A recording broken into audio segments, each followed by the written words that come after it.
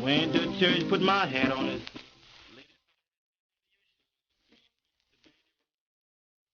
This is David Oman with HouseAtTheEndOfTheDrive.com. You're listening to KTLK, The Fringe FM.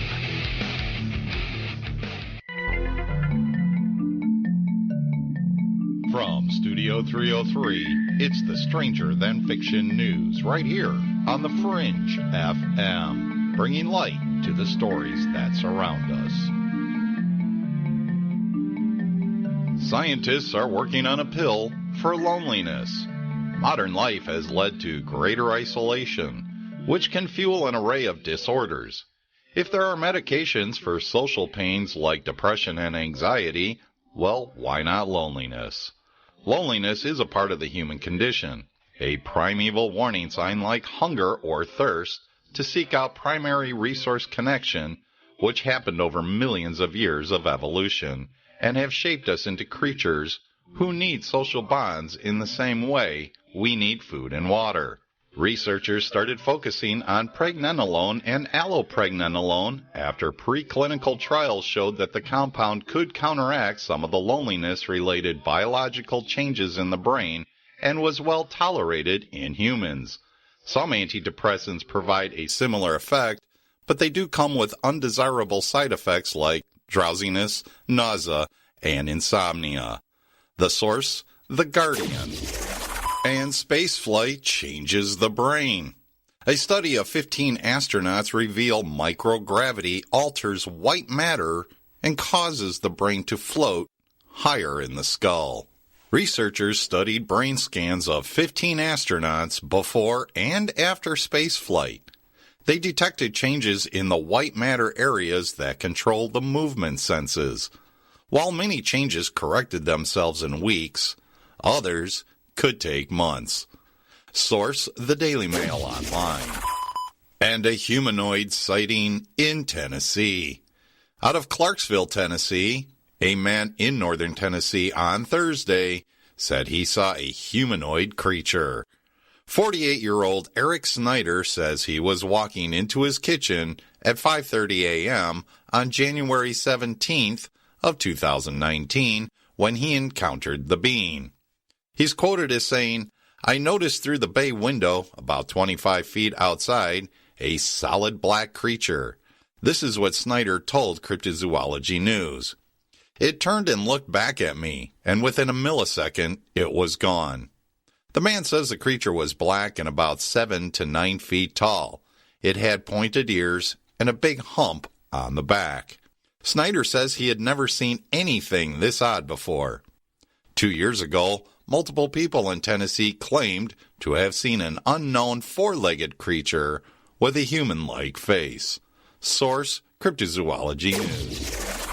And time for this edition's Fun Fact. In the country of France, it is legal to marry a dead person. Now there's details to a honeymoon I do not want to know.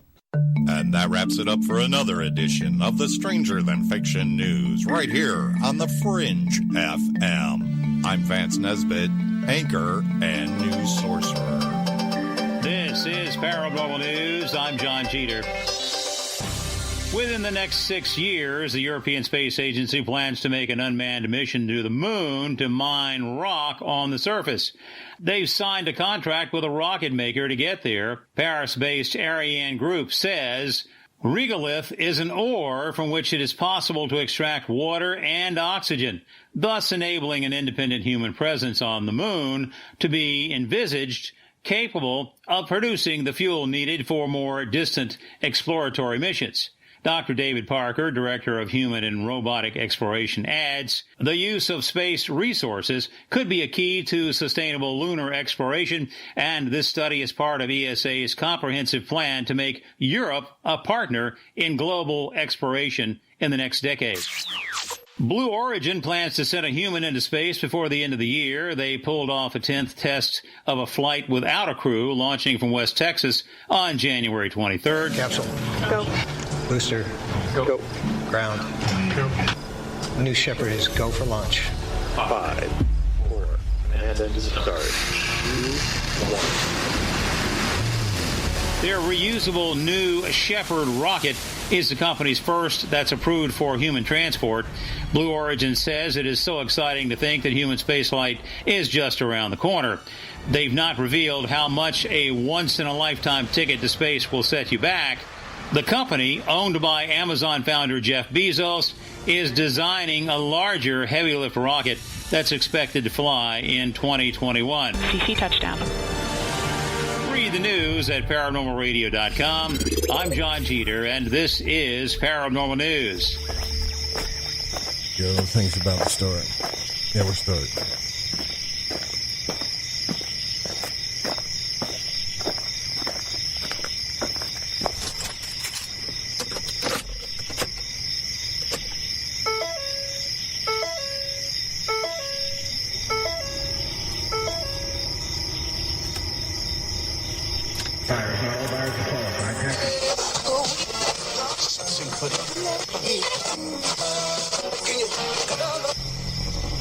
Message is being broadcast by the Department of Defense of the Republic. At 2 a.m. Eastern Standard Time, multiple unidentified objects were confirmed to have entered Earth's atmosphere. Discovery Houston, 20 seconds to LOS T-Drift.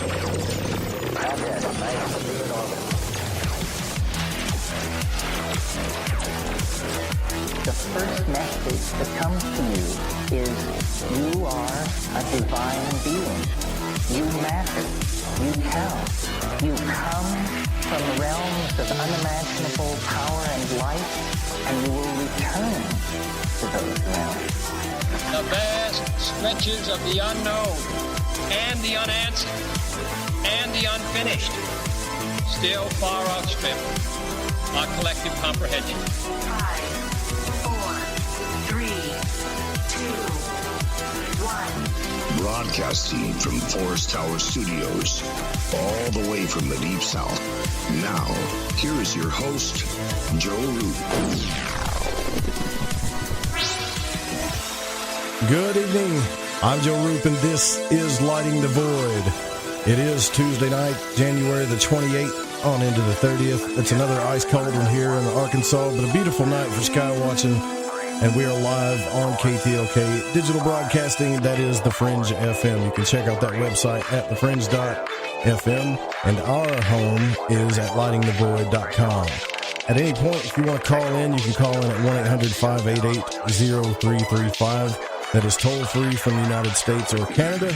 And you can also text into the show at 501-777-5631. Give us a follow on social media if you can. Just search Lighting the Void. Tonight, we're going to get into astrology with one of my favorite people in the world, is Jeff Harman.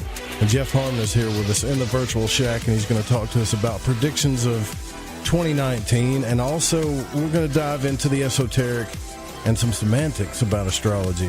And a little bit about Jeff, I'll tell you that was one of the first, in my opinion, real big guests I had on the show, and also kind of launched a lot of the subject matter that we talk about on the show. He was the one that introduced me to the Daskalos teachings, to the really important stuff when it came to the mystic teachings, and I guess you could say mystic Christianity, if you want to look at it that way. And so he introduced me to people like Daniel Joseph, Daskalos, the Sephra material, things like that. And I still, to this day, cannot explain how astrology works as well as Jeff Harman can. And you guys have heard me mumble and stumble and try to explain why I think this stuff is legitimate. And there's more to it than just predicting the future. And I'll let Jeff tell the rest. Now, you guys know what I'm talking about, though, because you pick up your newspaper, there's probably a website you go to or something about astrology, and you get your basic sun sign stuff and maybe a little bit about your birth chart. But how deep does this stuff really go? Now, when I met Jeff, it was the first time that I realized there was a real difference in understanding and a practice when it comes to astrology, and understanding and practice from, let's just say, and I'm just trying to be nice here, to a novice, to somebody that's advanced, somebody that really knows what they're talking about. And like I said, he introduced me to Daskalos and a lot of different other understandings, the nature of the soul and how things in our universe affect us and all of that. So we're going to get into that. Now, Jeff Harman, if you don't know, I'll just let you know, is a second-generation astrologer. He's available for all of your personal business needs if you need an astrological consultation, but he has 40 years of experience. And he's also a master of classical, Vedic, and Kabbalistic astrology. He also draws from many other traditions of spiritual knowledge for clearing people and property of unwanted energies. And he specializes in electional astrology, the art of selecting auspicious times to sign contracts, release products, travel, and schedule weddings, surgery, and other important things. He also owns his own production company and is familiar with all aspects of the entertainment industry. And his is based in Los Angeles, California, Conjunction Entertainment. And you can check out his website at jeffharman.com. Jeff, it's awesome having you back on the program. Welcome back to Lighting the Void. Hey, Joe, thanks for having me on. Yeah, I have to say that your predictions about the last time you were here, and I wasn't a big Trump fan, but I was like, say it ain't so, Jeff. And everything that you talked about really happened, man. The guy's nature, his energy, and all of that. Now I wonder what's ahead. We got this government shutdown. The economy's jumping up and down, doing all kinds of weird stuff. Real quick, what do you think's about to happen? Well, I think we're in very unprecedented times. As I had said years ago, everyone was asking me back in 2010, 2011, 2012, what do you think is going to happen with the Mayan calendar? And I couldn't find anything. I said, I can't find a single thing that looks like it's going to, predict, anything that would be catastrophic. And there really wasn't. If we look back, look at the amount of money and flashlights and food that was sold and holes in the ground that people bought for the Mayan calendar, and nothing happened. And what's really happening right now is, I think, something that's very unprecedented. Hang on here a second. I don't know. Can you hear me? Yeah, I can hear you fine. You got a battery down on you or something? Oh, no. It just shows my internet connection was getting down. But what's happening is we have a 240-year cycle that's ending and a new one is beginning on the winter solstice of 2020. The Industrial Revolution basically came in the 1700s, and that was a very special Saturn-Jupiter conjunction. And, a lot of people who know astrology will say, well, it's Saturn and Jupiter. Come on, they join every 20 years, and they're right, they do. But these only happen in very specific configurations where they hit what we call different elements, like earth, air, fire, and water. Conjunction happened was in the 1700s, and that ushered in the Industrial Revolution. Well, here we are almost 240 years later, and from that last conjunction, approximately. It's not exactly 240 years, but we're seeing the industrial world really be shifted, and now we're entering an extremely high-tech era. But we have two little planets that are causing some real trouble, and that is the Saturn-Pluto conjunctions. And these have mirrored, like World War I and World War II were bracketed all around that. The Federal Reserve came in, everything came down clearly when those cycles happened. Yeah. And what happened is then after World War II, we got into the Cold War, which, of course, with Russia. Well, to bring us up to speed, 9/11 happened on a Saturn-Pluto opposition. And then the banks crashed in 2008 on a Saturn-Pluto square, right around 2008, 2009. Now we have the conjunction coming in, which is far more powerful. But the reason it's amplified is because it's happening next year. January 12th is when they're exact. Saturn-Pluto conjoin. Almost exactly a year prior to this 240-year conjunction that's happening. So plain English, this is clearly one of the more unprecedented times in history. And we're seeing this all over the globe right now. We've got Russia and China, particularly China, is really vying and amping up its military might. Right. We see the polarization here going on. And China's launching a lot of crazy, like, technological stuff too, like satellites and. Oh yeah. You're right. And 5G, all this stuff. Yeah. We're seeing a world right now of high technology that is really amazing in terms of what's going to happen. I think it's amazing and it's scary at the same time.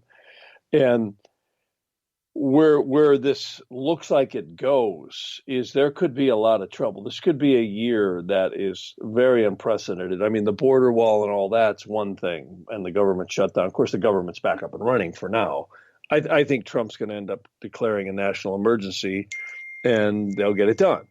Yeah. But what I think is going to happen here is we're going to see a lot of things start to come loose here over the next probably 6 to 8 months. Trump himself is in a very dangerous place right now. You can see it on Trump's face. Never before has he looked this weathered and this kind of introverted. He has the secondary progressed moon right now in his 12th house, and it's conjuncting Mars between now and April.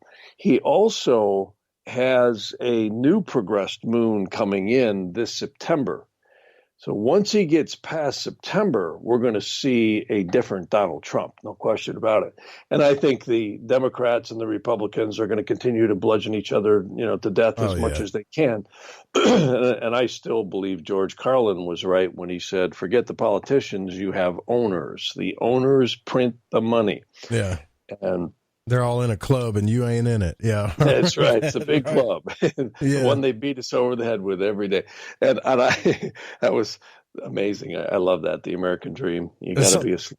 Something I heard you talk about on Veritas Radio with Mel Fabregas was that Mel said that he felt like there was a real movement of a war that's going on right now. And he described this war as nationalism versus globalism. Yeah, that's exactly right.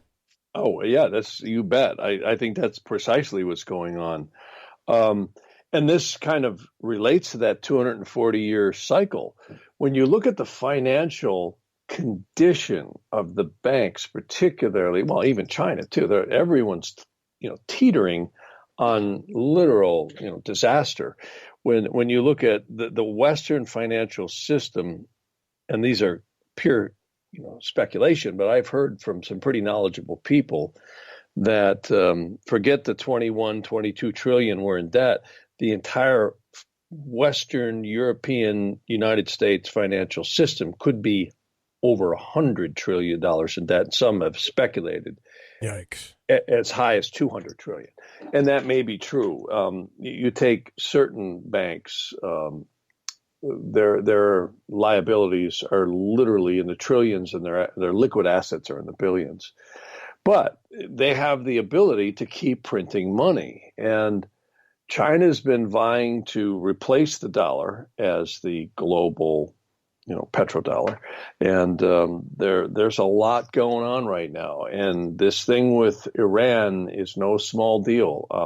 I think you're going to see Iran with these sanctions really still continue, even though they're impaired a lot by these. But you're going to see a lot of stuff going on here with Russia and China keeping the war machines going. And it's scary times. It does make me nervous. I don't like to focus on the negative. Nobody does. But when you see stuff like what China's doing, especially with their technology and military, you got to think they're doing it for a reason. Not to mention we're still in their pocket, aren't we? I mean, it's kind of it is kind of scary. It really is. It's unprecedented times, and this is the only thing I'm trying to say, because I don't think the world's going to end. But everyone always says the world's going to end, Nibiru's going to hit us, and we're going to smash into 1,000 pieces. But I'd say, and again, I'm with you. I like to stay positive and say we're going to get through this. But this is an unprecedented time, and everyone's feeling it. You can tell the money is tighter now, and the people who have it aren't spending. They're really holding back. It's a wait and see policy. I've talked to more people who are in financial straits than I've heard in years. And I think these are very, very challenging times coming up here. I think we're going to get through it, but the meaning of Saturn and Pluto conjunctions is the meltdown where freedom meets fascism. And the Saturn-Jupiter conjunction that's coming in means total political and social reform. Yeah, we talked about it on the show. Like, I try to interpret it a little bit, and we have another astrologer that comes on the show. Her name is Mary DeCina from time to time. But the way I looked at it was going to be kind of rough, but it was described as the hero's journey. Like, this would be a time where you're really going to be tested. Your character is going to be tested, so to speak. And maybe it was because I look at Western astrology, and maybe it was seeing Capricorn and Saturn sitting there next to each other. I was like, whoa, that don't look good. But that was back in the day. I don't know what it says now, but when I looked at it, all of those planets in Capricorn kind of freaked me out, Yeah. Well, yeah. And I'd also say was a lot different than modern astrology. They actually took this all the way back to the flood of Noah. And it was believed that there was a huge conjunction in Aries at that time when the flood happened. And if you follow the patterns forward, there's several translations on this stuff.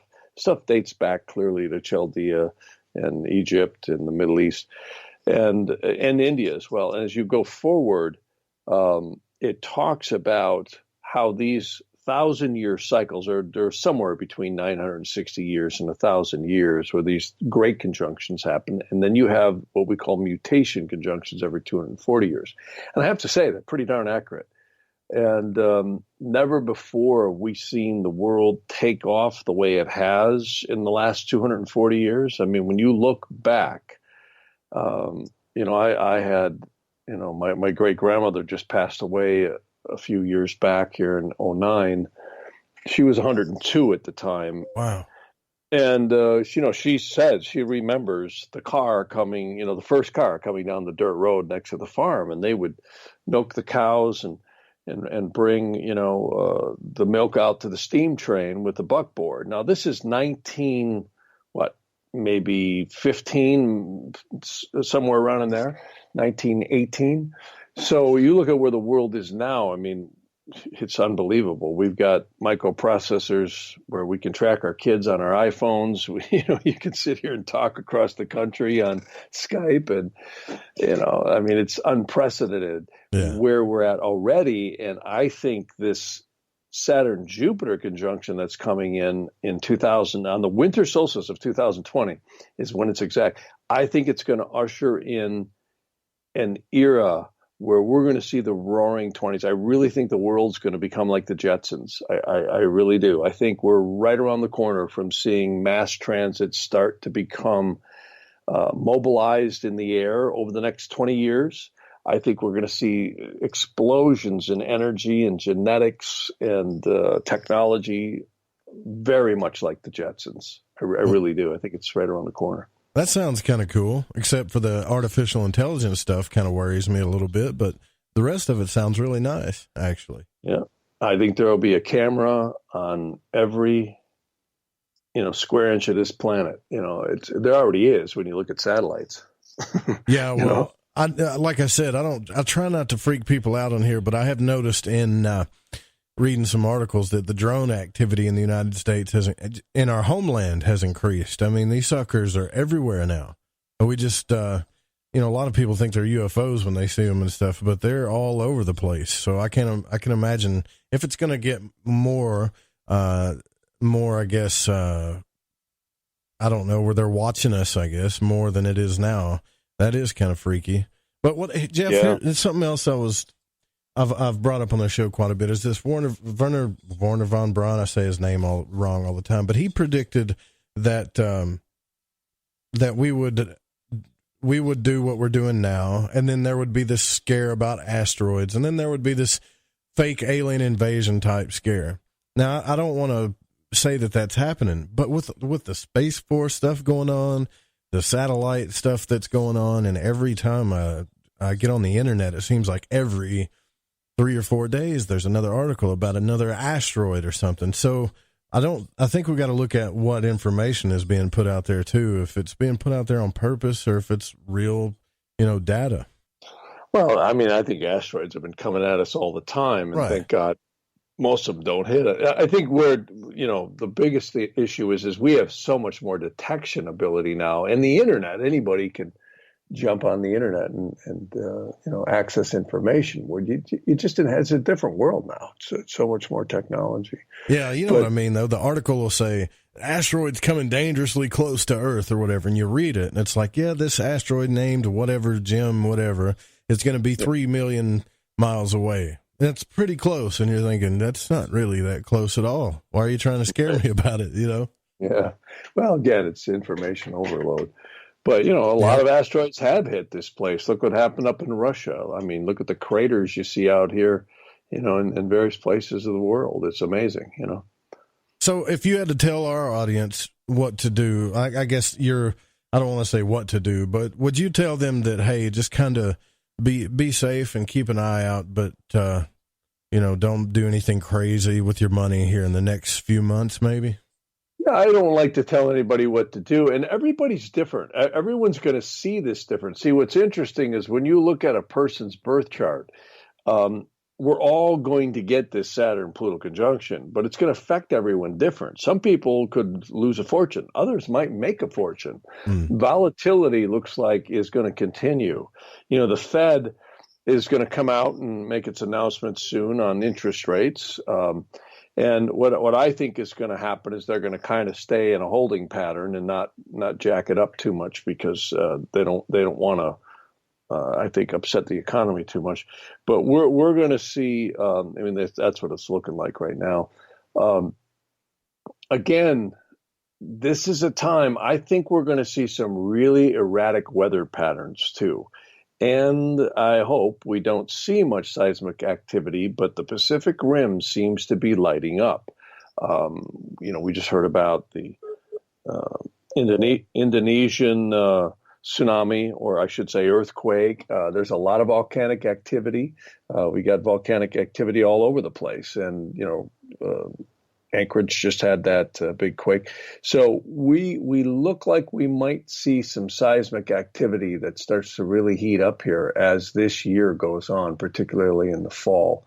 So it's always prudent, for people to be aware of that. And I think it's a good idea to keep yourself well stocked. You don't have to go crazy, but I think that's prudent anyhow. Most people aren't prepared. I mean, you get, my God, I used to live in the Midwest, and you can get a tornado any second, and you got no warning on those. That happens here too. But I like how sincere and how real you're being about it, because here lately a lot of talk has been about the poles shifting and sunspots, and a lot of scary stuff is being talked about now. The 5G thing, which that 5G thing is something else that kind of worries me, but I don't know how you could look at that astrologically, really, but the fact that they're going to be putting up all these different towers, I think it's every less 400 or 500 feet, and it's going to be some really intense microwaves. It's got a lot of people worried about that too as well.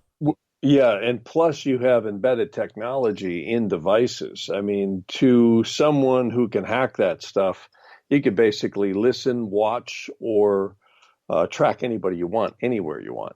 Yeah. And you really could. I mean, that movie Enemy of the State is actually not that far off base at all. In fact, it may actually be a little bit behind. Remember with Gene Hackman and Will Smith? Right. Great movie. But, that kind of stuff is really there now, and I think we're way past that. And 5G paves the way for some incredible data transfer and also some other pretty scary stuff.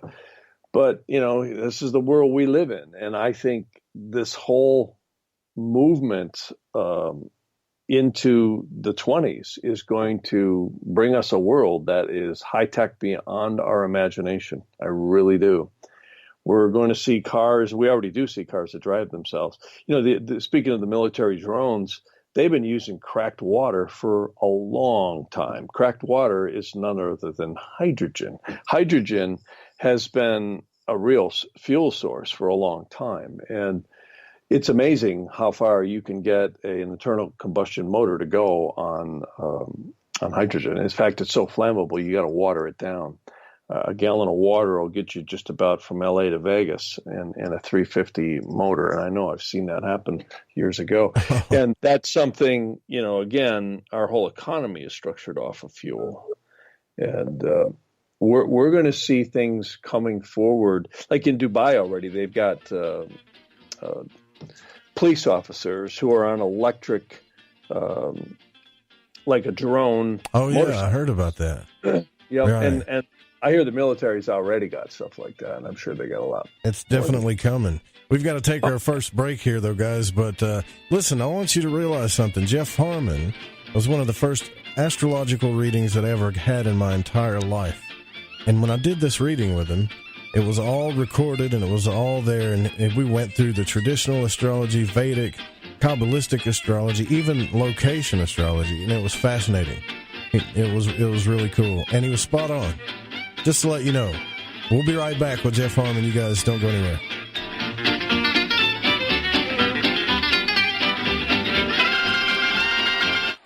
You're listening to Lighting the Void Radio. The truth is out there. There's something out here. And so are we. KTOK Digital Broadcasting, The Fringe FM.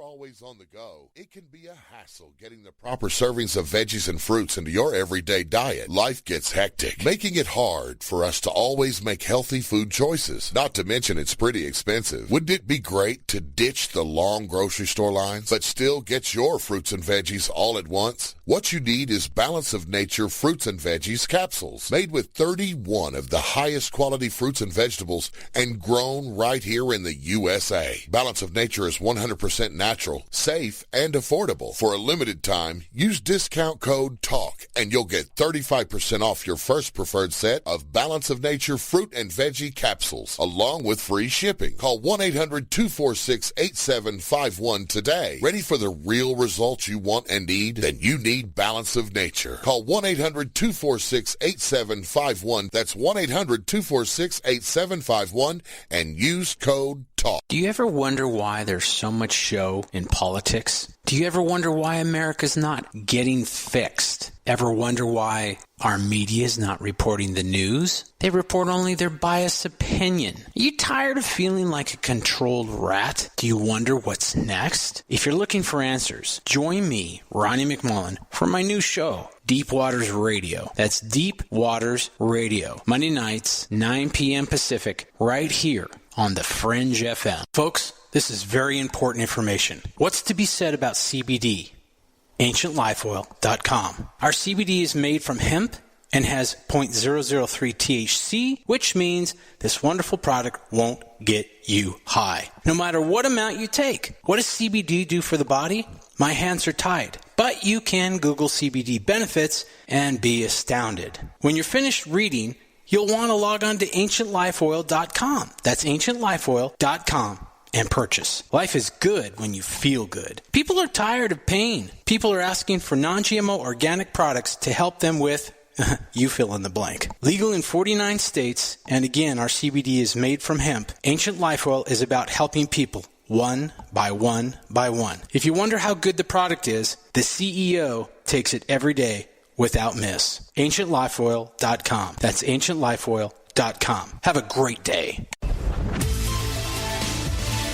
Hi, this is Aaron Hunter, host of Real Paranormal Activity, the podcast where we tell real paranormal experiences of people from around the world.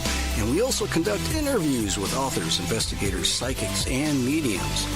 Real people, real stories, real fear. Thursdays at 6 p.m. Pacific, 9 p.m. Eastern on The Fringe FM. See you then.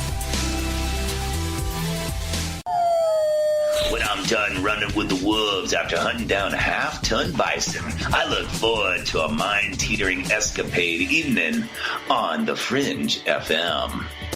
So, you love talk radio? Then you'll love TalkStreamLive.com. TalkStream Live is always on, 24/7, with the best streaming talk shows. Find your favorite talkers and discover some new ones. It's free, readily available online or on mobile with any smartphone or tablet. Finding your favorite talk shows all in one place has gotten a whole lot easier. Just go to TalkStreamLive.com. Be sure to download the free apps from Google Play or the iTunes App Store.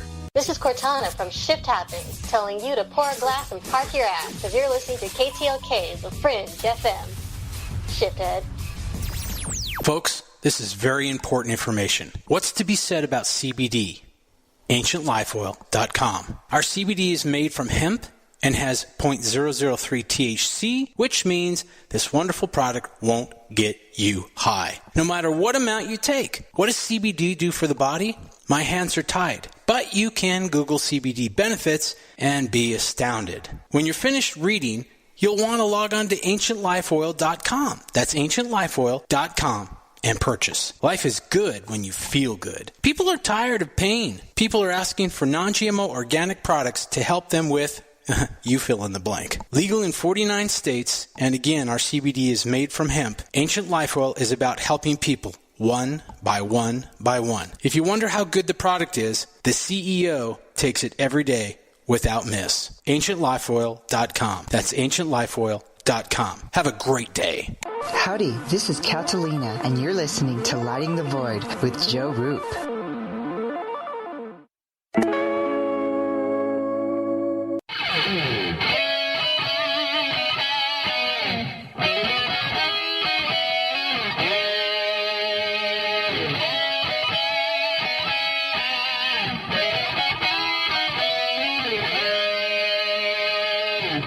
Welcome back to Lighting the Void. That is Bundy on the guitar. And guys, I want to let you know too, real quick before we get back to talking to Jeff here, is that if you go to lightingthevoid.com, there's a shop there. We got new t-shirts and hoodies, fitted hats, trucker hats, all kinds of stuff. And we're adding more to it. And we're also going to put that shop over on the network site at the Fringe FM as well. And so yeah, go check that out. We've already sold a shirt and a shirt or two and some hoodies. And if you want a particular color or if you want a particular style or whatever, let me know. We don't make a killing off the stuff, but it's free advertisement, and I think it's cool to see you guys wearing that stuff. So let me know. All right, so we're here with Jeff Harman from jeffharman.com, and we just got through doing some predictions and talking about what's going on. And now, Jeff, I kind of wanted to talk about astrology as a whole and get into how it works a little bit, because I had the hardest time. Usually, Jeff, when people talk to me about, well, how does astrology work? I mean, and they say, what do you believe in predicting the future? And I'm like, well, it doesn't really work that way. And I end up just yap. And I say, look, go buy John Anthony West's book, A Case for Astrology. And they never do. But every time I get that's a good book. Every time I get in that conversation, though, I think, man, I wish Jeff Harman was here to explain this, you know. Well, I'll do the best I can. I would say, what astrology, you know, I have to tell you a story. It was 1975, and I had just got my license, and I was driving a car, and my mother was absolutely pegging girlfriends for me. And I'm like, what are you doing here? I said, you know, how can you be that spot on? And she said, well, I'm doing their charts. And I said, what do you mean you're doing their charts? And she said to me, well, you know, she said, you know, I get their astrology, and I also look at things in yours and compatibility. And I said, come on, that stuff doesn't work, right? I didn't think astrology had any efficacy. And to tell you the truth, even today, I am optimistically cautious when I do astrology. What I found and my mother said to me, she says, before you debunk it, why don't you give it a shot and study it? My mom was really a smart lady. She was actually an RN and a kidney dialysis specialist. So she was no wacko. She really was a very smart woman. She had gone to college, and she had many accolades in medicine. And what was fascinating is the more I started getting into it, I went, wow, this is not chance. Well, then in the documents, particularly things like in Jyotish or Vedic astrology, and also the medieval tract all the way back to the Greeks and the Egyptians and all that. And I've actually, over the last 30, 40 years, really delved into a lot of scholarly research into the history of astrology. And what you find, if you go back far enough, that this really started with a text called the Sefer Ratziel. Now, in Hebrew, Sefer means book, and Ratziel means the archangel Ratziel. And it goes right back to the Bible in the West. And that is that when Adam and Eve were cast down, and this gets into some really interesting matrix stuff with the solar system, that there's more to it than just what's been termed in the English translations of the Hebrew, Aramaic, and Greek. And that is that our souls got mixed, or you could say got intertwined with things in the Hebrew called klippah, or shells. So our souls actually got a little bit impure through that whole thing. So metaphorically, we hear, Adam and, Eve ate from the apple, on the tree of life, and God told us not to. Well, and that goes a little deeper than that. It actually talks about how the souls actually got mixed. Well, when Adam and Eve were on the earth, and the earth was moved to, I believe, where it is now, and there's a lot of mysteries to that. You and I were talking about some of the Luciferian things with Venus and all that. Mm-hmm. I believe the solar system actually has shifted several times, and the asteroid belt may have been a destroyed planet. And in fact, that's an old Sumerian creation myth, that the moon and the earth and Venus all moved to where it is. And interestingly enough, some of the astronomy is beginning to support the possibility of that. Anyways, to go on back to astrology, this angel was sent by God to Adam to teach him how this particular physical realm worked. And the text is called the Sefer Ratziel, and it's all about astrology. But more than that, it's all about the angelic forces that are behind astrology. An astronomer takes in a telescope and looks at, Venus or Neptune or whatever the hell they look at, and they're saying, oh, that's an object. They're looking at mass and trajectories and, all this composition, chemically and geographically and all that. But really, when you start looking at the Sefer Ratziel, excuse me, they're doing much deeper than that. They're saying the geometry that goes on with the moon and all the rest of the planets are literally angelic shifts. It's like musical chairs. Like it talks about how all these angels will change at sunrise, at noon, at sunset, and at midnight. And of course, if anybody gets in touch with the world and stops looking at our iPhones, we can really feel the shift of energy at sunrise, noon, sunset, and midnight. Yeah. And also the phases of the moon, whether we want to admit it or not, it drastically affects plant life, fluid flow. Women can attest to that. Yeah. Science will tell you that, they can actually measure drastically the change in ebbs and flows, not only in the seasons, but also in the cycles of the moon. And Sefer Ratziel gets into all these angels that literally change shifts at each quarter of the moon and each new moon. But it's much, much deeper than that. Then there's other texts that then branch out into all the astronomy. So you have to remember, prior to the 1700s, there was no difference between astrology and astronomy. They were one. In fact, like Galileo and many, and in fact, you mentioned the book, A Case for Astrology, which details that almost every single one of these astronomers were astrologers. Yeah. One and the same. And that's what really attracted me to ancient astrology, is that it is astronomy geometrically, scientifically applied to people. Like when I do readings, it's astounding to look at something called interrogation astrology. Interrogation astrology isn't your birth chart. It isn't based on anything except your consciousness. It's as divinational as it gets. And what's fascinating, like I'll be on the phone with clients and I'll say, oh my God, so-and-so is this particular way, whether they're happy, they're angry, they're inert or what have you. And how am I getting that? They think, oh my God, he's psychic.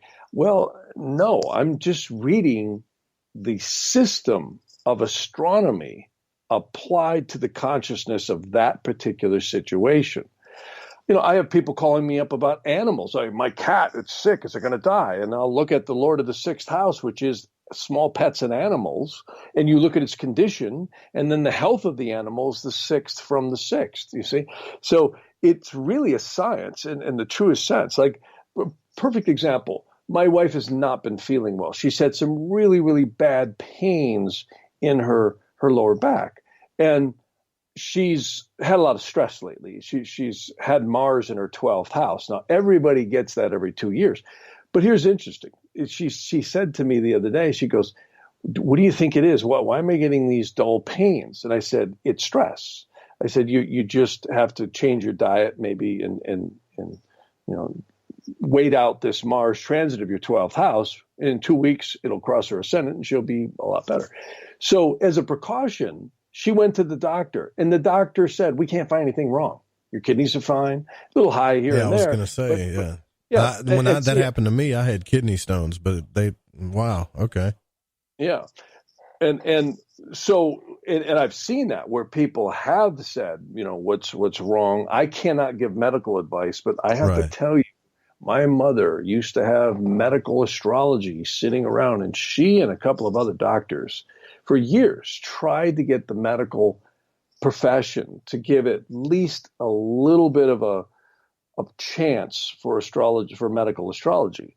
Vedic astrology is amazing, which comes out of India, and it's still used today. It definitely should, though, right? Because in my chart, and I remember, I think I talked to you about this, but it said I was going to have issues with the gall.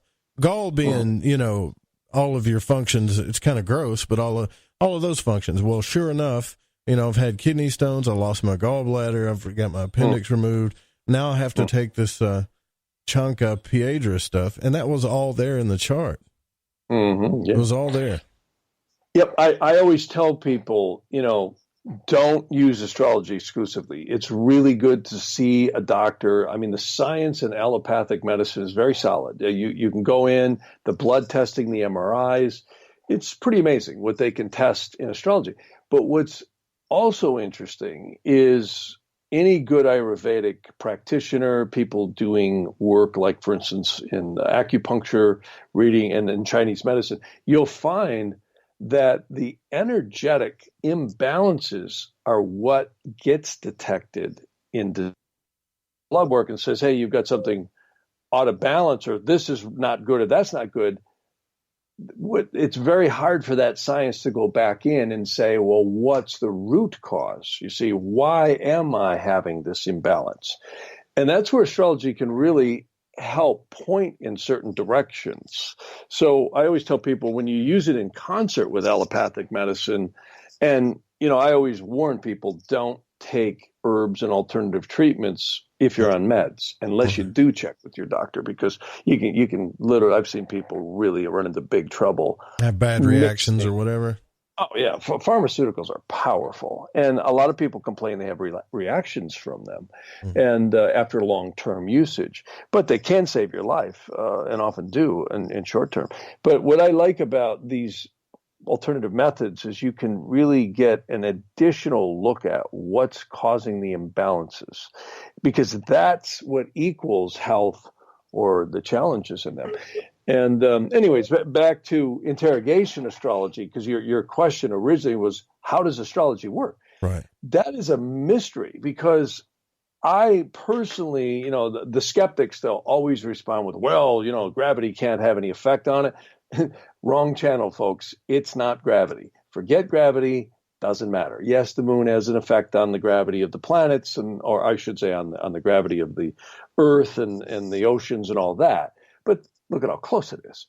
How can you even begin to say gravity has any effect from basically Jupiter out? I mean, yeah, Jupiter maybe, but so gravity is the wrong viewpoint. And I really don't believe science has any direct way to measure astrology's effect in any type of a metered way. Real quick, though, do you think that the guys like David Icke and other people that have looked into cymatics and sound and light frequencies and resonance, do you think that might have a play in it at all?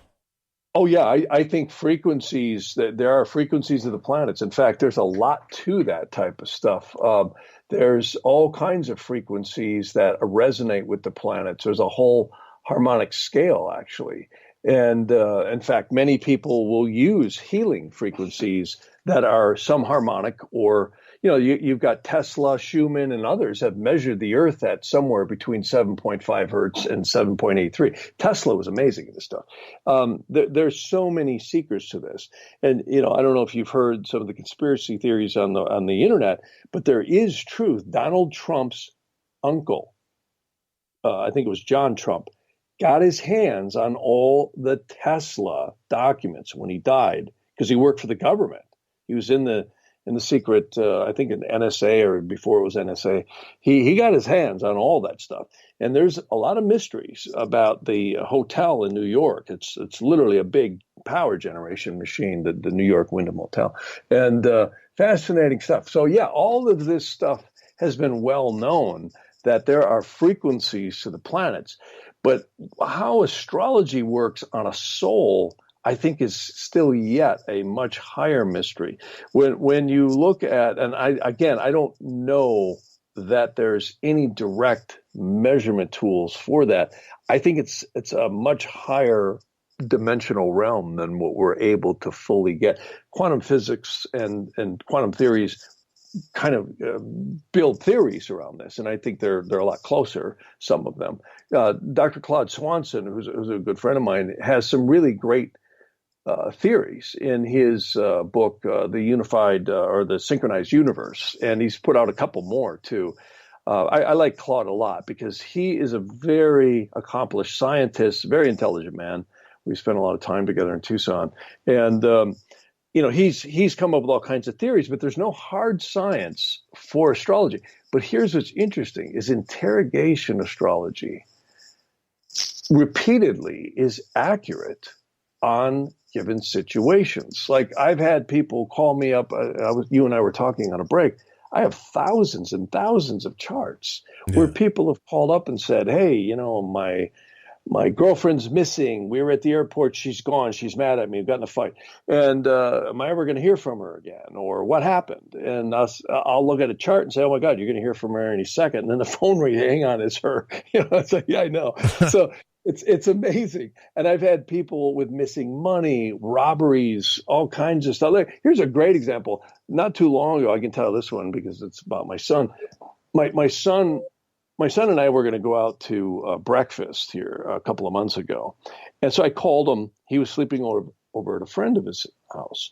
And I said, Aiden, let's go out to the breakfast. I'll take you out to breakfast. And I was on my motorcycle, and he was over at his friend's on his. And he says, yeah, let me just get my bike. I'll meet you at the gas station. And I got a call back about 5 or 10 minutes later. He says, oh my God, Dad, you're not going to believe this. He says, my bike is stolen. It's gone. We don't know where it is. So I rushed over there. It was only a couple blocks away. And I just happened to have my computer with me. So I was able to cast a chart. And he was in tears, because he had just gotten this motorcycle. It was a really nice bike. And I said, Aiden, according to this chart, you're going to get this bike back. And it's going to be pretty soon. And the guy's going to either have an accident or a bad run-in with the law, and you're going to get this bike back. He just rolled his eyes and said, Dad, he says, come on, a bike like that. He's right. Yeah. Whatever. Yeah. That's not, yeah. I'd be that way too, though.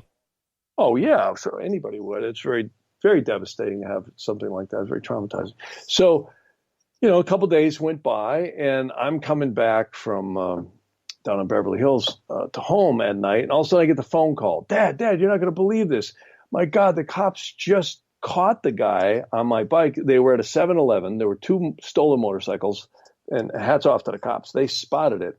And the guy had hot wired Aiden's bike, and he couldn't get it started in time. So he took off on foot. Well, I don't know if you know about LA cops, but they're pretty efficient. You don't want to outrun those guys. They always get their guy. I've seen them on TV. Oh, they're amazing. It's like it's like a military operation. So they just surrounded the guy. They caught him on foot and drug him back. And the cops said, why don't you guys come and get the bike, because it's yours. We know we got all the VIN numbers and everything, and you can just sign for it and take it away. That way we don't have to call a tow truck and everything's good. So I got there and we took pictures with my son and the police. They're really great. The cops are great guys. I don't care what anybody says. As long as you treat them respectfully. Yeah, there might be a bad egg here and there, but those guys were so cool. And he got his bike back. And that's what the chart said. And what's the odds of that? So, a skeptic will come along to me and say, well, okay, we're going to test this. Well, guess what? You can't. You can't make my son's motorcycle get stolen. You can't make unique situations. Like I was telling you on a break, I've had clients who've been murdered, not a lot, but once in a while, where horrible stuff, ex-husbands, revenge. And you look at this stuff and you just go, you can't make this up. And that's what the chart indicated, and I think I made a mistake one time, Jeff, on the show real quick. We started talking about, magical attacks and curses and stuff. And then for the next month or whatever, I got thousands of messages because people worry about that stuff and they get really scared about it. And I said, well, wait a minute. You could just be in a bad planetary alignment. I mean, that's something that you need to check. And there's a lot of truth to that, apparently. I have to say, in my own life, am astounded at just how powerful these cycles are. Every single person on this planet will have a Saturn return between the ages of 28 and 29. You'll get it again between the ages of 58 and 59. Life is a 3-act stage play. And Saturn, the last visible planet, is really a timer. Jupiter shows expansion. And you don't need to believe in astrology at all. I'm very careful what I believe in. I'm always trying to be more of a scientific, objective observer. But I'm astounded at just how accurate these progressions and transits are. Like, I have people some of them have a lot of money and some of them are flat broke. And it doesn't matter how much money you have or don't have. They're still responding and still dealing with these progressions and transits. And it's amazing. And this stuff goes back. Some of the best astrology I've seen is actually as far back as 300 BC and earlier. And literally there were Egyptian books and books that came out of Greek, where you would, in order to help a client, you would just cast a chart. Today we call them session charts. Back then they called them the search of the heart, because the querent, or you could say the client, becomes the eastern horizon at the moment in time you actually sit down and do a reading. And like you saw when you and I were doing the reading, you can really see cycles and phases. Yeah. And we all have them, and I'm always glad when I can help give someone some perspective, because I never like to sugarcoat anything. And today with the internet, nobody comes to my office anymore. It's all done by screen sharing. I literally send people a code and they log right into my computer. Yeah. And you can just like you and I did. It was amazing, man. And there is a comment in the question, like, I wonder if we held this up to scrutiny, would Jeff have any proof? Well, the word proof in astrology, it's almost like a better question would be, does my experience line up with what he said? Right? Because there you go. That's right. I'll tell you 100% my childhood, specific things that happened to me in my childhood, the things that happened to me where I live, some good things that he timed out for me that he told me were going to come happened.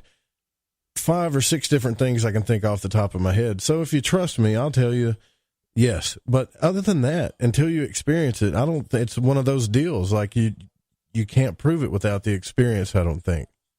Yeah, and a skeptic's always going to be a skeptic. I really have no interest in holding a torch for astrology. I really have no interest in, and I think people should live their lives, right, not by astrology, but maybe more in concert with just your cycles. You know, I shouldn't mention this, but I have actually people who are psychiatrists in prison systems and in very high places in government that we compare notes with. And this isn't predicting the future.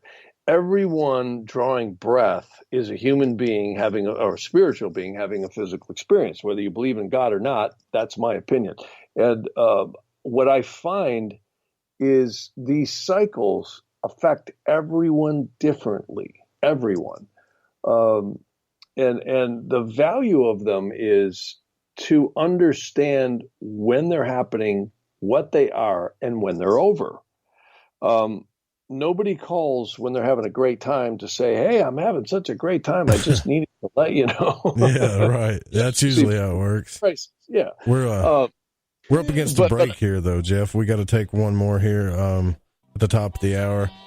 I don't know. Some people are asking if Jeff will give a reading. I don't know. Well, maybe, but I'll ask Jeff. But hey, listen, go check out the website, jeffharman.com, and I can tell you all about my reading too.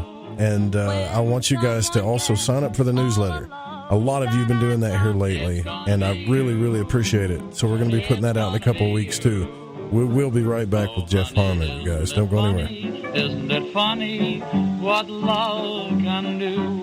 Out of a million, out of a billion, I've chosen you. When someone gets... Magic, the occult, history, health, news. These are just a few subjects discussed on my radio broadcast, The Secret Teachings. I offer unique and objective perspectives on new and old subjects alike, while welcoming guests and presenting my own research with no filter. Visit my website for more information and to subscribe to my archive at www.thesecretteachings.info, and find me on The Fringe FM live Monday through Friday, midnight Pacific, 3 a.m. Eastern on The Fringe FM. Okay, nurse, let's get this man to the ER stat. Right away, doctor. We see this every day. Heart attack or angina pain due to blocked and clogged arteries. Chelation can remove obstructions or blockages from arteries and help avoid painful and expensive surgery. Now there's Angioprim. It's a liquid oral chelation product that you take with juice. You start to feel the results fast. Angioprim increases blood flow all over the body, and that means more energy and strength to take on the day with less aches and pains. 60 years of research has gone into chelation, and Angioprim is the result. A safe and easy way to unblock your veins and arteries from buildup that slow circulation. Paging Dr. Jones. Please report to the emergency room right away. Log on now for a special radio offer from Angioprim. That's angioprim.com/radio. ANGIOPRIM. Angioprim.com/radio, or call 877-882-7221. That's 877-882-7221. This is Paranormal News. I'm John Jeter. Within the next 6 years, the European Space Agency plans to make an unmanned mission to the moon to mine rock on the surface. They've signed a contract with a rocket maker to get there. Paris-based Ariane Group says regolith is an ore from which it is possible to extract water and oxygen, thus enabling an independent human presence on the moon to be envisaged, capable of producing the fuel needed for more distant exploratory missions. Dr. David Parker, Director of Human and Robotic Exploration, adds, the use of space resources could be a key to sustainable lunar exploration, and this study is part of ESA's comprehensive plan to make Europe a partner in global exploration in the next decade. Blue Origin plans to send a human into space before the end of the year. They pulled off a 10th test of a flight without a crew, launching from West Texas on January 23rd. Capsule. Go. Booster. Go. Ground. Go. New Shepard is go for launch. 5, 4, and then start. 2, 1. Their reusable new Shepard rocket is the company's first that's approved for human transport. Blue Origin says it is so exciting to think that human spaceflight is just around the corner. They've not revealed how much a once-in-a-lifetime ticket to space will set you back. The company, owned by Amazon founder Jeff Bezos, is designing a larger heavy lift rocket that's expected to fly in 2021. CC touchdown. Read the news at paranormalradio.com. I'm John Jeter, and this is Paranormal News. Hi, this is Sammy. Join us in the Deep South as we're lighting the void with Joe Roop on the Fringe FM. Do you want to lose weight but have no idea where to begin? The Fast Start Diet, a 3-day weight loss plan, is the answer. 3 days of nutritionally balanced, calorie-restricted meals delivered right to your door. No shopping, no measuring, and no cooking. Everything is prepared for you and ready to eat at home or on the go. The Fast Start Diet has all the amazing benefits of intermittent fasting without starving. We've helped thousands of people who have struggled to reach their weight loss goals. Isn't it time we helped you? With the Fast Start Diet, you'll lose weight and feel great. Find us on Amazon or go to faststartdiet.com and use promo code POWERSAVE to get 10% off your first box. And as a special bonus, we will include our #1 rated appetite suppressant spray free with your order. Whatever your diet plans are, start with us at faststartdiet.com. and use promo code POWERSAVE. Your home has needs. It needs a healthy, dry environment all year round. Start by getting rid of the worst air in the basement and crawl space, where the problems begin and make the whole house sick. Introducing the new Smart Wave Ventilation Unit. It has advanced technologies to continuously reduce moisture, mold, and odors, and expel radon, gases, and pollutants. And now, Wave units include carbon monoxide detection to automatically expel air at a high rate and send you an alert. It also has an app so you can remotely monitor the conditions. Wave is a comprehensive, maintenance-free, affordable solution that will transform your entire home. Protect your home and family with what it needs. Give it a new Smart Wave Ventilation Unit. For more information, call 888-717-WAVE. That's 888-717-WAVE. Or go to dryhealthyhome.com. That's dryhealthyhome.com. Wave Home Solutions for a healthy, comfortable home. Yo-hoy there. Gigi here. And I'm Cortana, and we're going to bring you on a journey through all things paranormal, metaphysical, ufology, and even psychedelic on our show, Shift Happens, live, Fridays at 7 p.m. Pacific, that's 10 p.m. Eastern, on the Fringe FM. And remember, kids, don't feed the archons. Feed ducks instead. Duck up.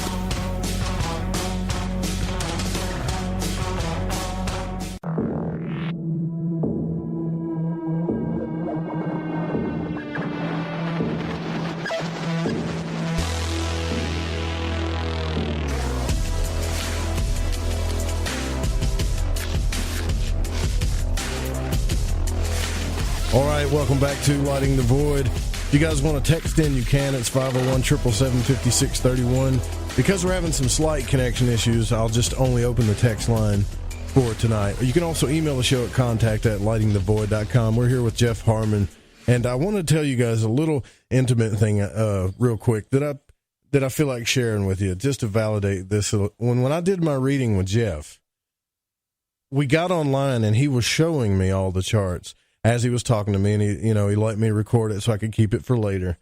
And the one thing he looked at in my childhood is, and he started bringing up ages, which really astounded me.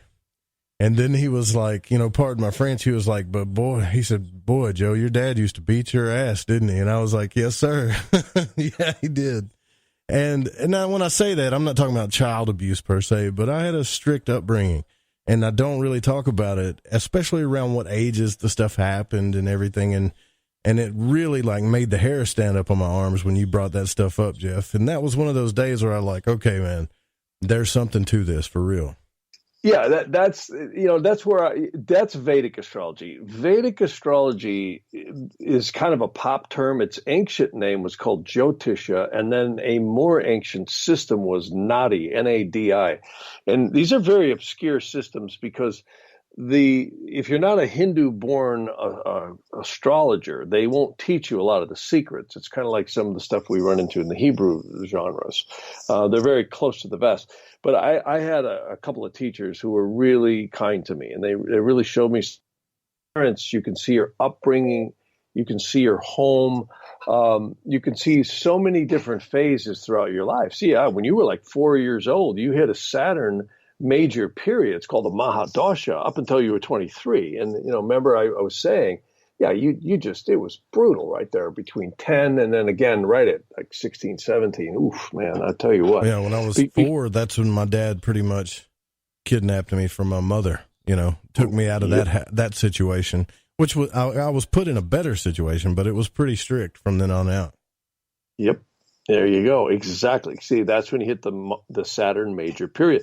I have to tell you, again, I've always been a skeptic, cautionary observer.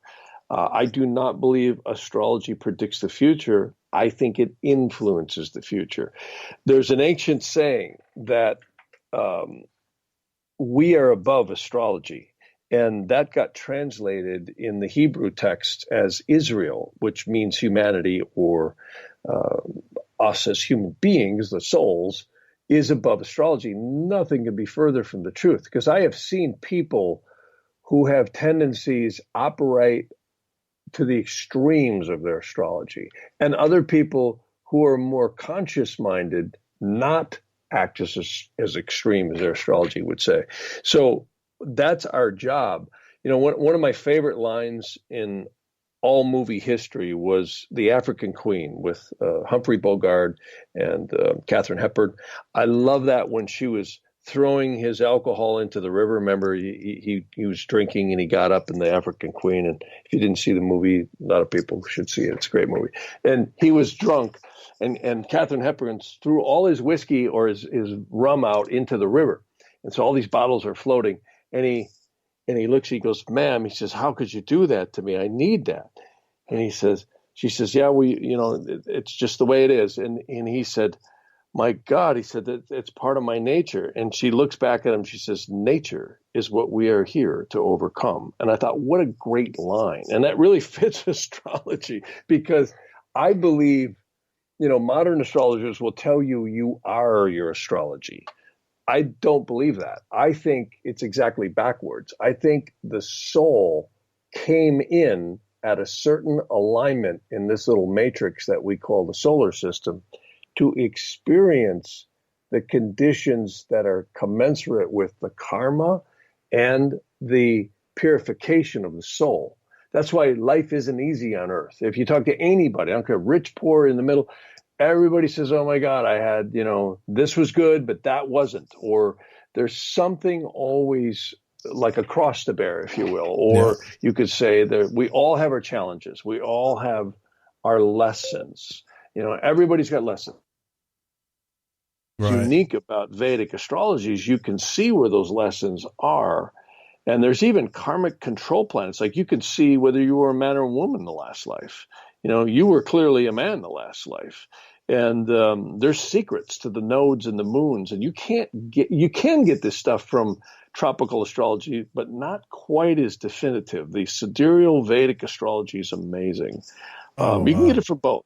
Another thing I wanted to tell you about, too, do you remember when you did the reading for me and you were asking about my son? And I don't know what you were looking at, but you said, yeah, he was your brother in a past life, right? And I don't know if that was something you saw on the chart, but I went to definitely, yeah. I had 2 other people validate that that said that we were in the war together or something, like the Civil War and other stuff. Yeah. Yeah, and there's a lot of people who don't believe in reincarnation. The whole premise of ancient astrology is we are spiritual beings here, and purifying the soul. And a lot of the karmas that we're experiencing are some of them that we brought with us, both good and ill. Like, for instance, every time I see someone with a really strong Jupiter, I know right away that person's got some good karma. That's the premises behind these ancient techniques. And again, skeptics will roll their eyes. How can you prove that? How can you prove past lives? Well, you can't. You can't directly prove them. But people resonate too much when you say, "Oh my God, that is how my mother was. That is how my father was. That is, how I feel about my son or my daughter." Or I've seen rivals where, daughters and sons or what have you, brothers and sisters. They're really right in a real rival. They're not.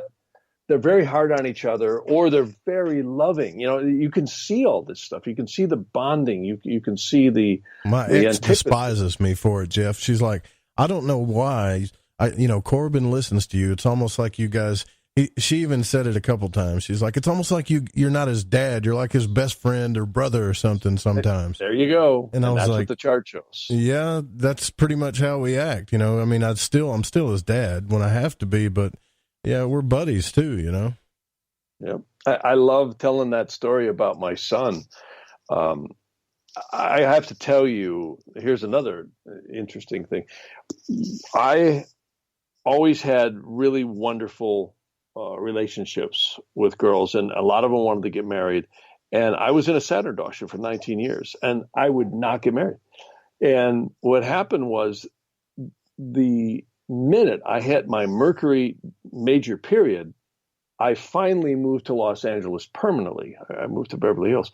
And I met my wife at a gas station shortly thereafter, right after I hit the Mercury Dasha. And the Mercury Dasha brought me a child. If you'd have talked to me in my 20s and 30s, no way would I have gotten married and had kids. I just didn't want to do it. The minute I hit that Mercury Dasha, it showed in the what we call yogas in the chart. That's when it opened up.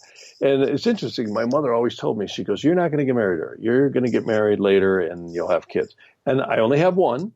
But what was fascinating is my wife, I told her, I says, you're in a baby making cycle. So we actually conceived, and I do this for a lot of women. We actually conceived Aiden at a good astrological time. It's based on the woman's chart. And she had to induce because Aiden was too big. She was only, my wife's only 5'1". So I always love to tell this story. I've heard the ancient legend. It's actually in a text called the Sefer Haggadah, which means the Book of Legends, how the guardian angel attaches the soul to the embryo at conception, not at birth. But you're not in it, you're attached to it. It's like a conduit, it's like a silver cord, if you will. And then after the 9 months or so of gestation, when the child exits the womb, or if C-sections exit out of the womb, there will be the spirit, and the soul is tied now into the physical body for the duration of the life or incarnation, if you will. Well, I never knew if that was 100% true because I had never had the opportunity to be in a delivery room. Well, I was when my son was born. I was very lucky. My wife had an epidural. I'm holding her hand. They opened him up, and exactly when they took him out, I didn't expect this. I didn't see any wings or shapes. I just saw two luminous like globes. And boom, it joined and he cried. And talk about hair stand up on my arms. I walked around and they laid him on the table. He reached up and grabbed my thumbs and stopped crying. And I just went, hello again. And that child, I'm so attached to him. I just love him. And it's funny because the nurse said to me, she said, well, we have to put him in the incubator because the incubator is 98.6. And I said, well, so am I. And I said, sorry. I said, he's staying with me. And he slept with me the entire night. Yeah, so, I felt the exact same way when my son was born. At the time when Corbin was born, I was going through a lot of doubts about God. And I don't mean just Christian God. I mean God, period. Gods and angels and stuff. But when he was born, I used to have a lot of panic attacks. All that stuff. I talked to you about all that. But when he was born, I remember when he first opened his eyes, and you'll never see, divinity ever. Well, the first time a child opens their eyes, how bright and how pure it is. And I remember looking into his eyes, and they were just so bright blue. It was amazing. And I would say even 30 minutes later, they weren't that bright.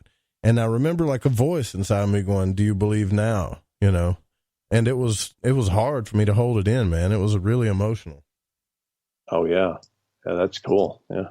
Yeah. So that's one of the things I wanted to talk to you about is angels, right? Angels is a topic that it seems like it's mythology. You get the picture with the wings and we know the basic names of archangels and stuff. But when you dig really into these occult type texts and deeper esoteric books, there's legions of angels and different names and intelligences of different planets and systems. And it's like, there's almost thousands or millions of them even. And I'm thinking, is this real?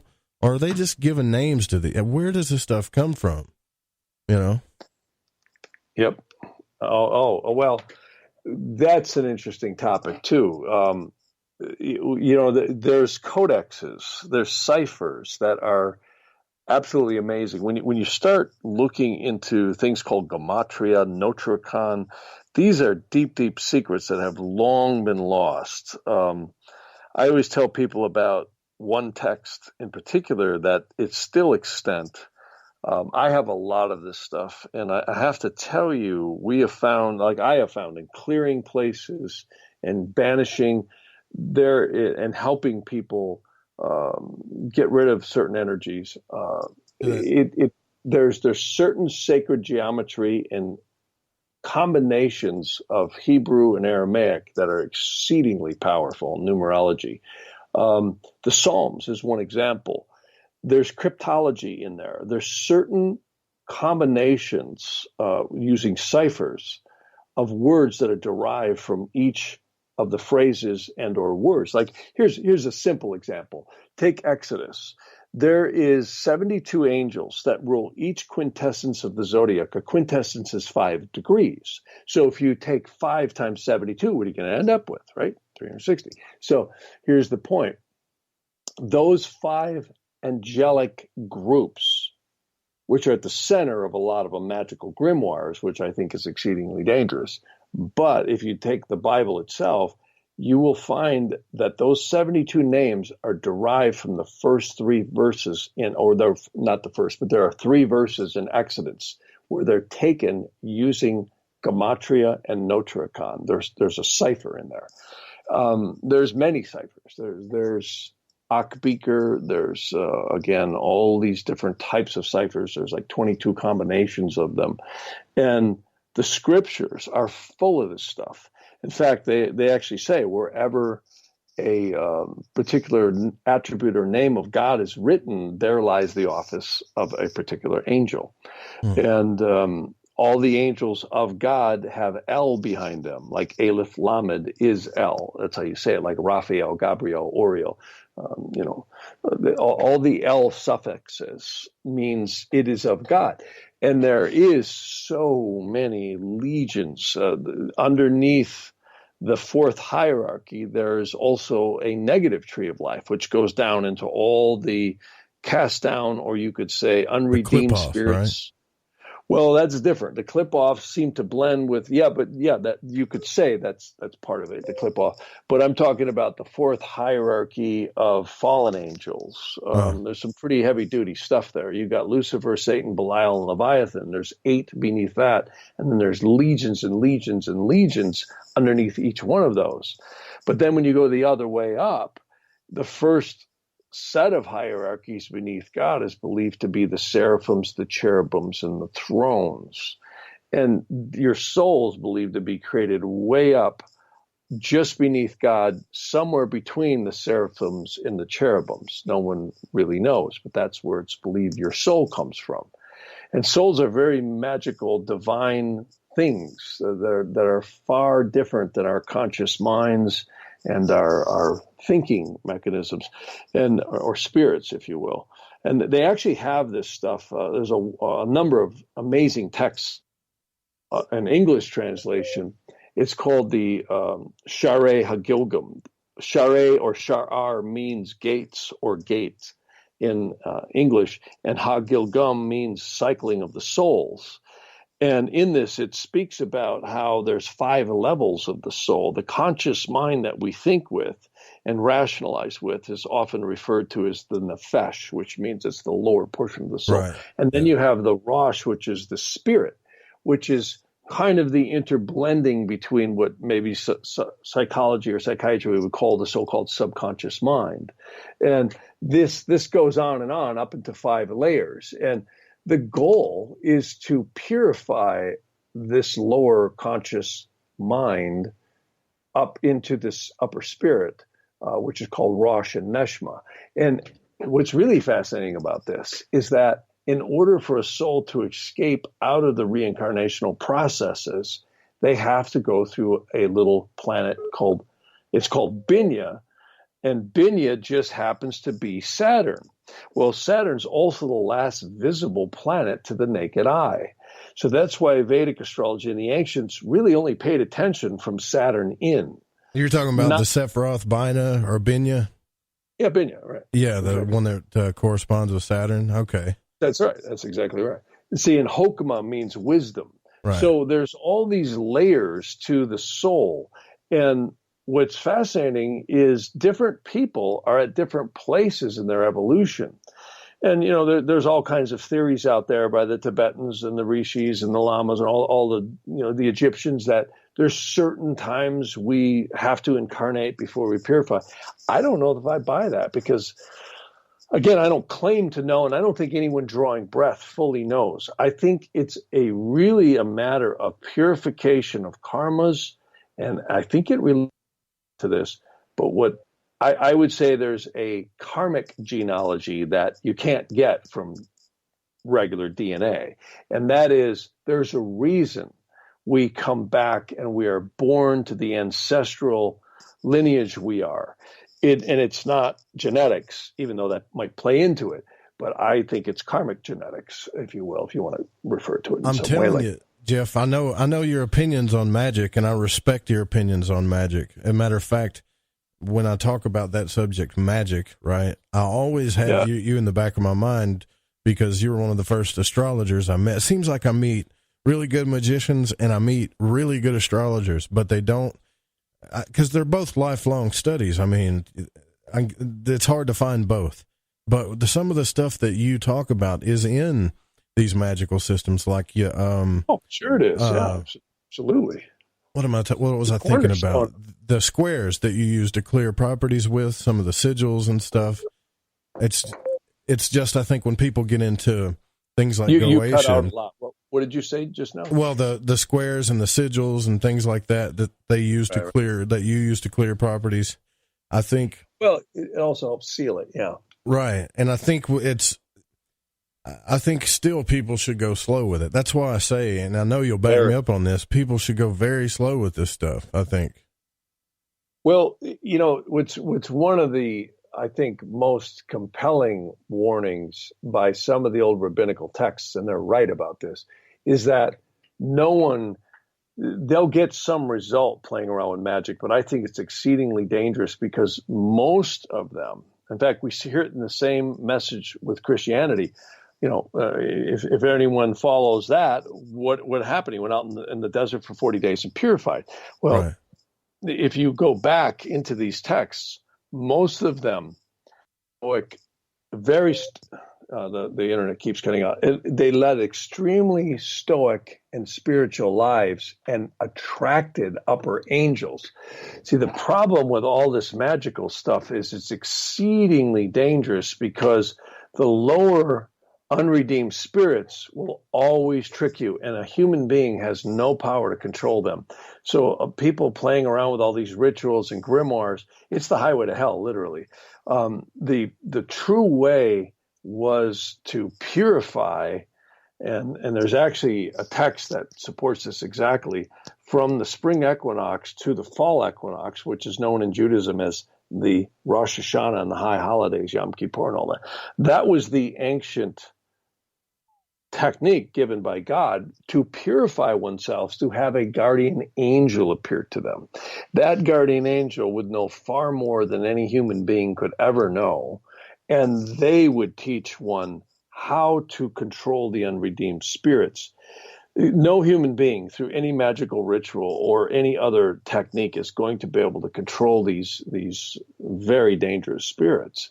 And therein is the problem. And all the magical circles they can draw and all the sigils and everything, they're never going to be able to control them.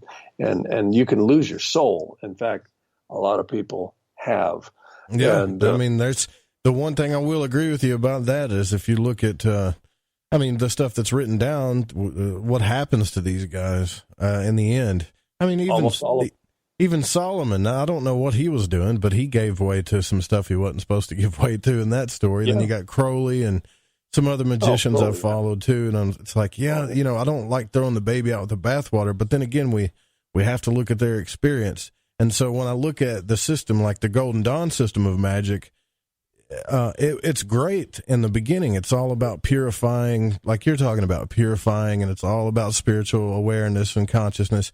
But when they get to that adept level, they introduce them to other things, and they can kind of make up their own mind from there, you know. Yeah, dangerous stuff in general, just very dangerous. The problem with the Golden Dawn is most of that stuff. I mean, I don't know if you know this, but Waite and Mathers, the original founders, they found that stuff in a bookstall in London. Yeah, and then they ciphered it out or whatever. Yeah, exactly. Mm-hmm. So, again, the real ones who really do get the divine, the saints and the prophets is a better way to say it. And the true spiritual masters really were so humbled because of the upper angelic hierarchies. A text that really is quite amazing is the Book of Abramelin, which he was actually known as Rabbi Maharil, who secretly altered the course of history throughout the Middle Ages, during his lifetime at least. And Rabbi Abulafia was another one. These people were so secret that they wouldn't hardly even write anything down. But they were clearly working with angels only for the betterment of humanity.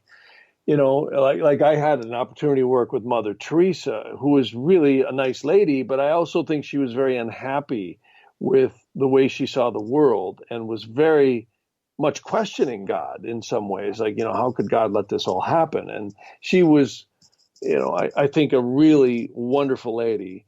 I mean, I certainly didn't know her well. I got the opportunity to film and record her in the Chicagoland area. I was actually in a town called Kenosha, Wisconsin, back in right after she got her Nobel Peace Prize. I think it was early 80s or late 70s. Can't remember when.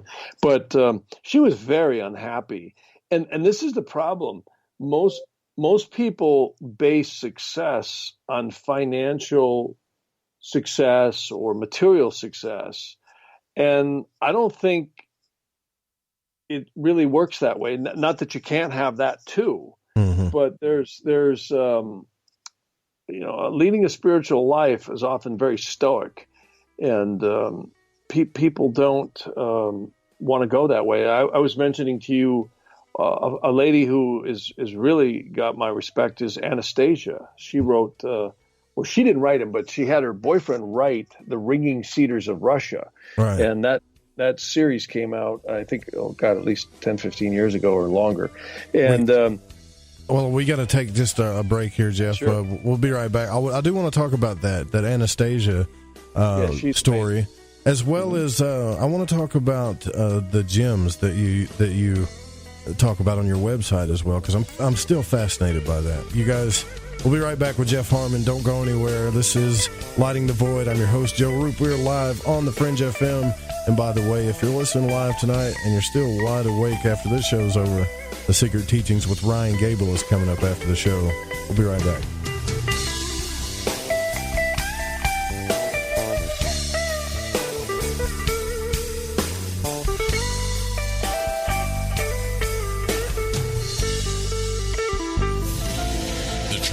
Out there. There's something out here. And so are we. KTOK Digital Broadcasting, The Fringe FM. All right, everyone, this is Justin from the UK. Excuse the chitty. If you're into the Fringe and you want to hear the brass tacks, me old China plate, Joe Roop and his guests on Lighting the Void will open your mince pies. You need to shut your northern self and use your 10-speed gears and listen to them bubble. You could hear a Barry Crocker, no Brussels, but he ain't no holy friar. Anyway, you beat a Barnaby Rudge and take a butcher's. Hey, Fringe FM listeners. Did you know that when you're on the road with limited data or no Wi-Fi available, you can still listen to every minute of the Fringe FM by calling 701-719-3971. No smartphone app or internet needed. Saves your data plan and no extra cost if you have unlimited minutes. Call 701-719-3971. That's 701-719-3971. Listen to the Fringe FM on any phone, anytime, anywhere. you intrigued by paranormal talk radio? You'll love the new Paranormal Radio app from TalkStream Live. You'll find a great selection of talk shows covering UFOs, ghosts, strange phenomena, and much more. Download the Paranormal Radio app now and start listening to the very best in paranormal talk entertainment, including the network you're listening to right now. The Paranormal Radio app, free in Google Play and the iOS App Store.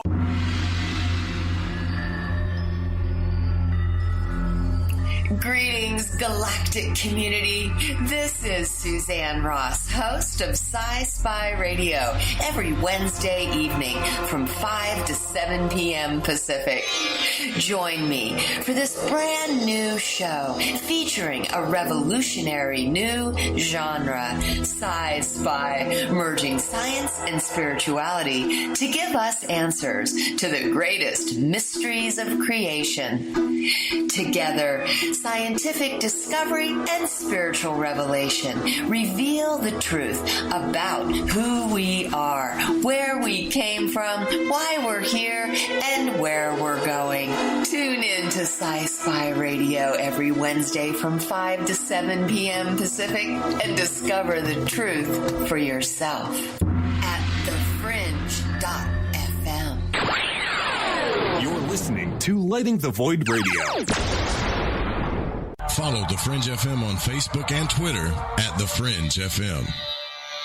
The Fringe FM loves hearing from you. Have a suggestion, comment, or question? We're all ears. Email talkback@thefringe.fm. Want to know what's on The Fringe FM? Check out our schedule at thefringe.fm.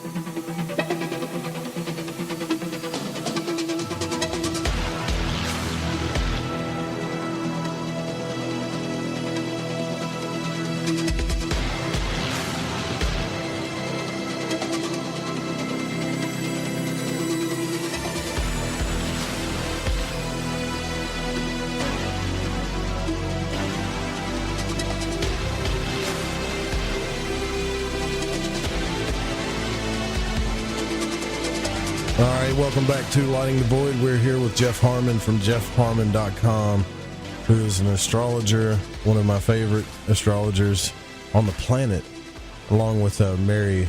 And another one I like is Austin Coppock. But I want to remind you guys, too, that when we started this show, it was a couple of years ago, and I had a ton of subjects I wanted to talk about, and Jeff was one of the first people to come on the show, and I was so grateful when he came on, because I heard him on Jimmy Church's show, Fade to Black.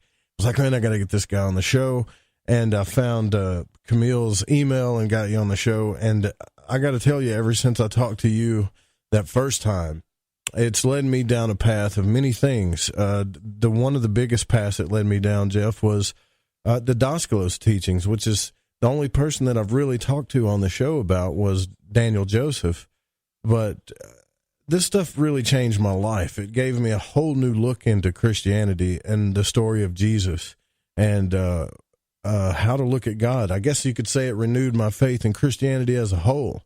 How has your experience been with that? Well, I think it's real Christianity, and it's the message that we find. You know, what's interesting is I mentioned Rabbi Maharil. He actually says in his text, this is the same sacred holy magic given by only God and the angels, and it's the same magic that Christ and the prophet and the apostles had.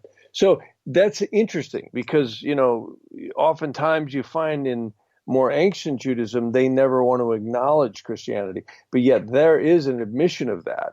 And it's all about, you know, don't think anyone through magic is going to control this kind of spirits, because these spirits do exist.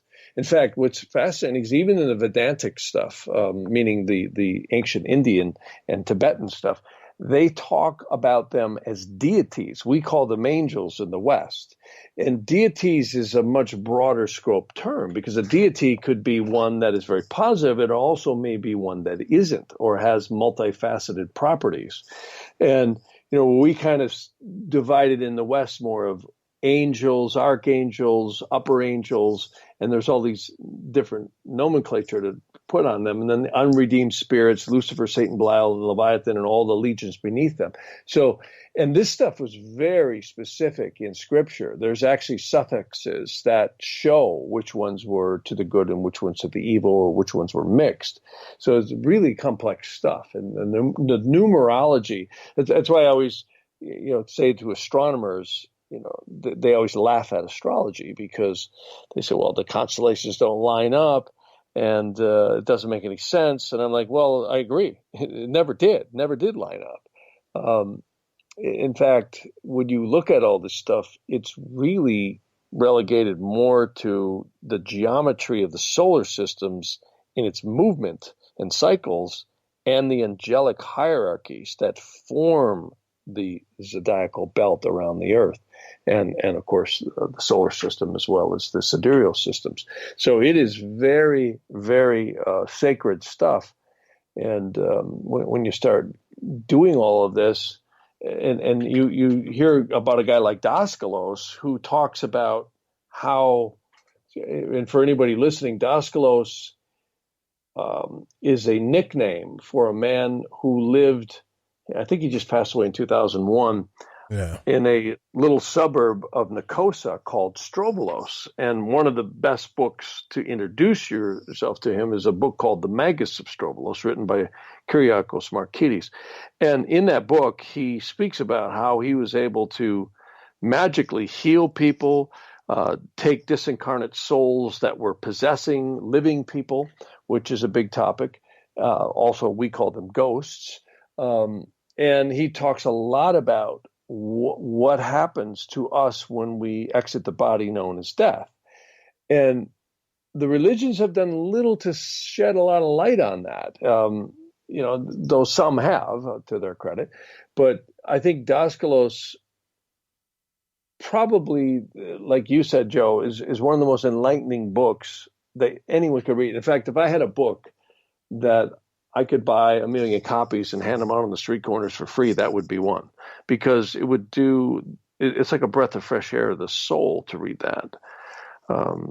Because people find that, hey, we really are spiritual beings having a physical experience, and life is pretty damn short when you look at it in the totality of the world. A life, the average life is somewhere between 70 and 90 years tops, and a lot of people exit a lot sooner than that, for various reasons. Well, the one thing that fascinated me, that book I got, this is The Magic of Strovolos, that was the first one I picked up.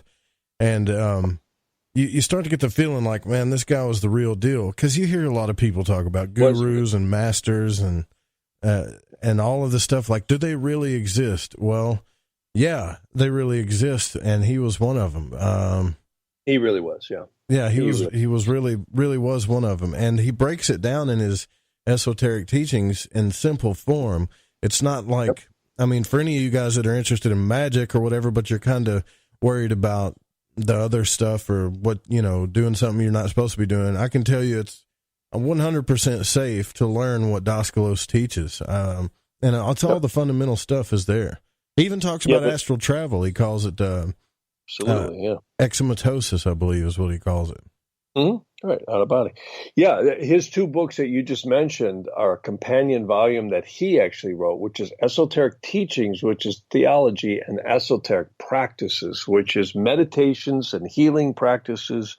One of the things that I love in that book, and I'm sure you've read this, Joseph, where he teaches you how to decouple your mind from the physical body and start controlling the astral body. Yeah. Like when we pick up a cup of coffee every day or a glass of water, we have our will and intention. Well, science will tell you that, we know that, certain areas of the brain will control certain muscular functions that are transmitted down the spinal column and, of course, to the muscular skeletal system. But nobody can tell us, how does that localized will, intent, or consciousness get brought into the gray matter of the brain? And this gets into the whole realm of dreams and astral travel, and who are we really? And what's so compelling about Daskalos's explanations is he explains, hey, listen, this localized intelligence you have, or consciousness, will still stay intact after we exit the body known as death. We cannot directly talk to everyone, you see. So we're on the other side, and the living can't see it. And there's overwhelming evidence of this in parapsychology and paranormal work, particularly Dr. Carl Wicklund in 30 Years Among the Dead, and Dr. Edith Fiore, and many, many others, Dr. William Baldwin. These are really solid clinical examples. And again, skeptics will say, well, can you do that twice? No, you can't. You can't clear an individual twice or call the disincarnate soul to come back in and possess someone. In fact, nor would you want to. But the patients clear up when this happens. And Daskalos goes into a lot of that in these books. And it's safe ways, instead of trying to get feeble little magical powers on the physical plane, he's trying to empower your consciousness to realize, hey, that, you are who you are, and you're going to continue to be who you are when you exit the body. And that's, a lot of people call me an astrologer. I'm really not an astrologer. I just happen to find astrology is a very useful tool to spiritually help people. And I've studied a lot of astrology, but I really don't even like being, quote unquote, called just an astrologer, because to me, astrology is a tool.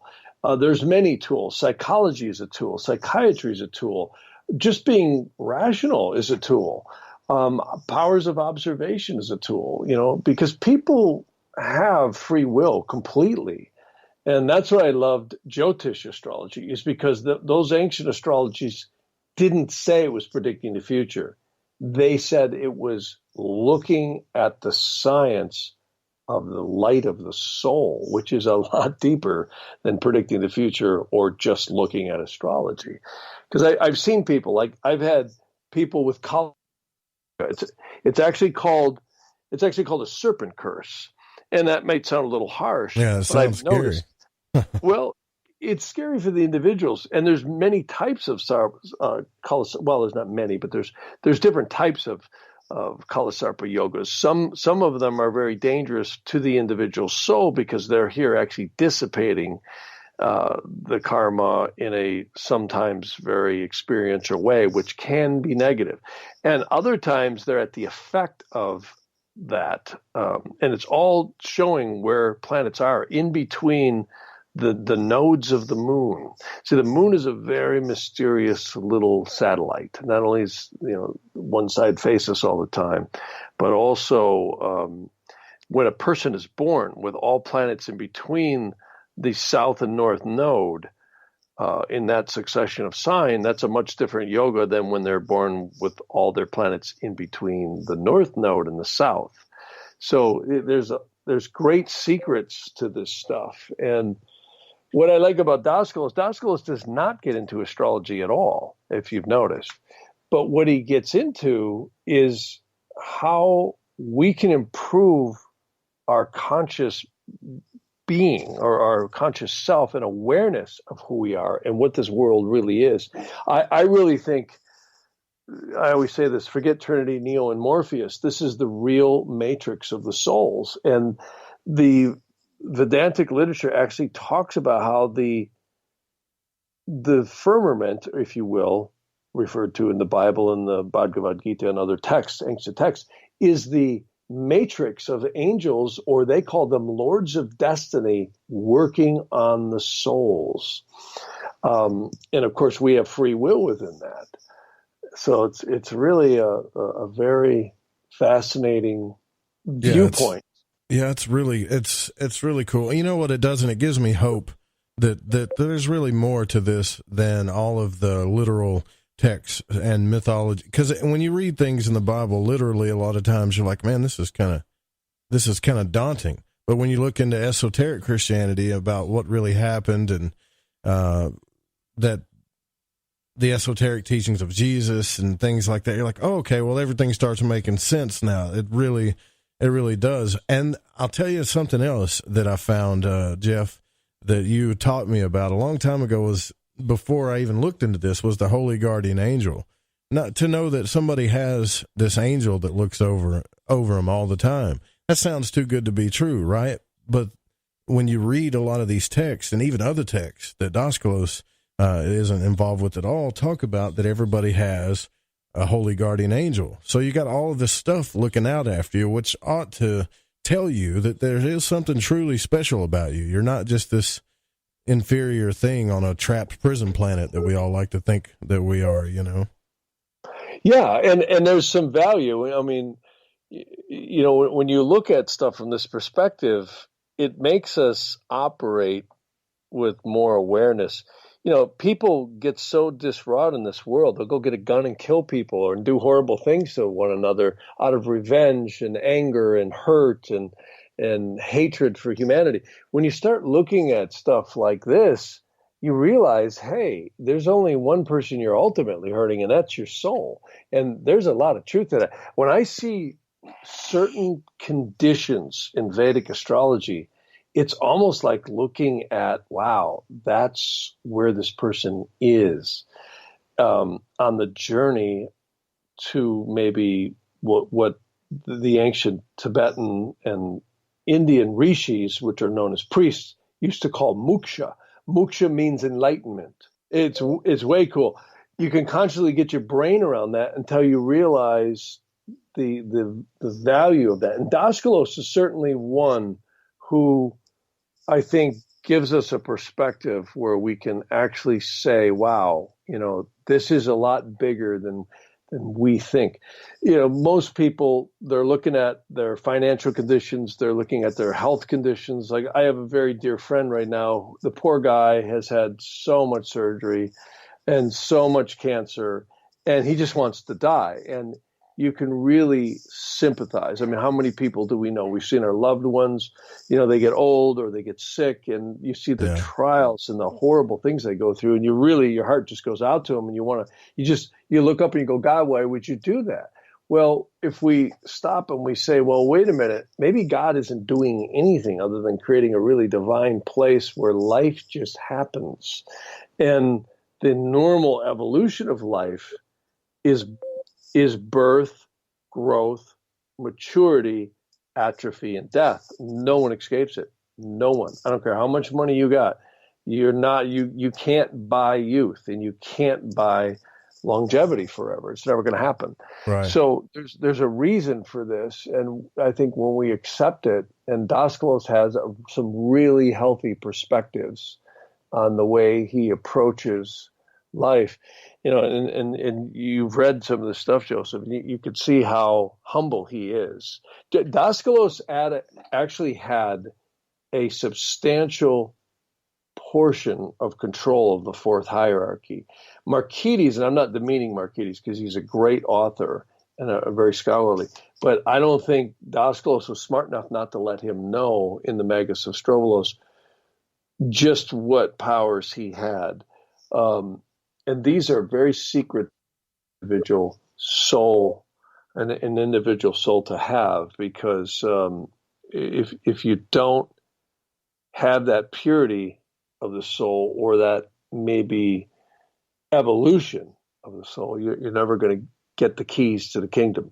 Well, I wanted to ask you about that. Very carefully given out too.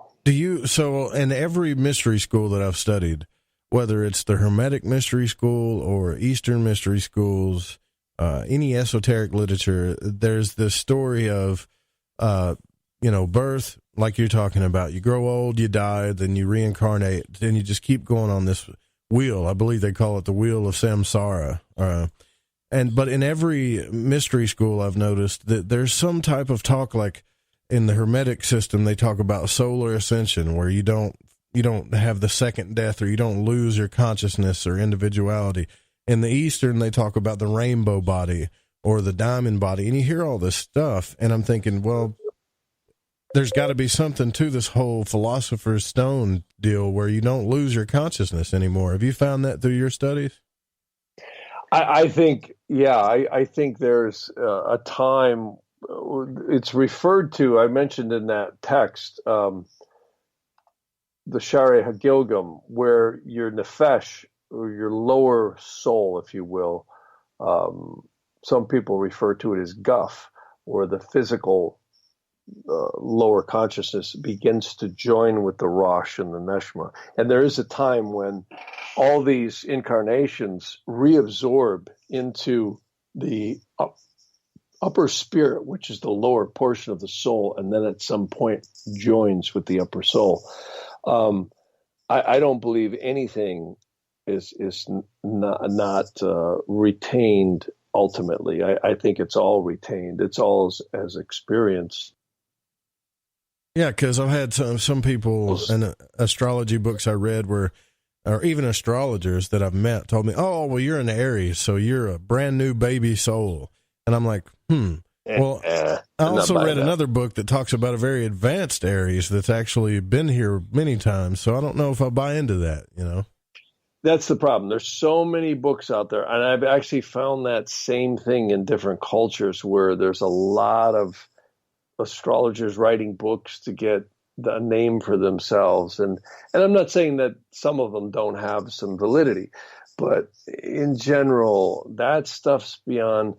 You got to always remember, and that's what I always remind myself, we ain't smart enough to figure all this out, and we're not. Any competent person looking at astronomy, and I actually like to call astrology astronomy because that was its ancient term. It was astronomy. It was the movement of the heavens in relationship to the individual. And it's truly what it is. It's sacred astronomy. It just evolved into astrology, which kind of gave it that, crystal ball thing. But what I always like to remember is we ain't smart enough in our three-dimensional, 5-sense deductionary reasoning to understand how infinity and multidimensional things work. It is fun trying to figure it out, though, isn't it? Oh, it's fun, and I think it's wonderful, and I think it's healthy to do that, as long as you do it in a way that keeps you grounded and doesn't hurt anybody or yourself. It's fine, but I think what the cycles in ancient astronomy give us is that evolution. I always say life is a 3-act stage play. From birth to the first Saturn return is Act 1.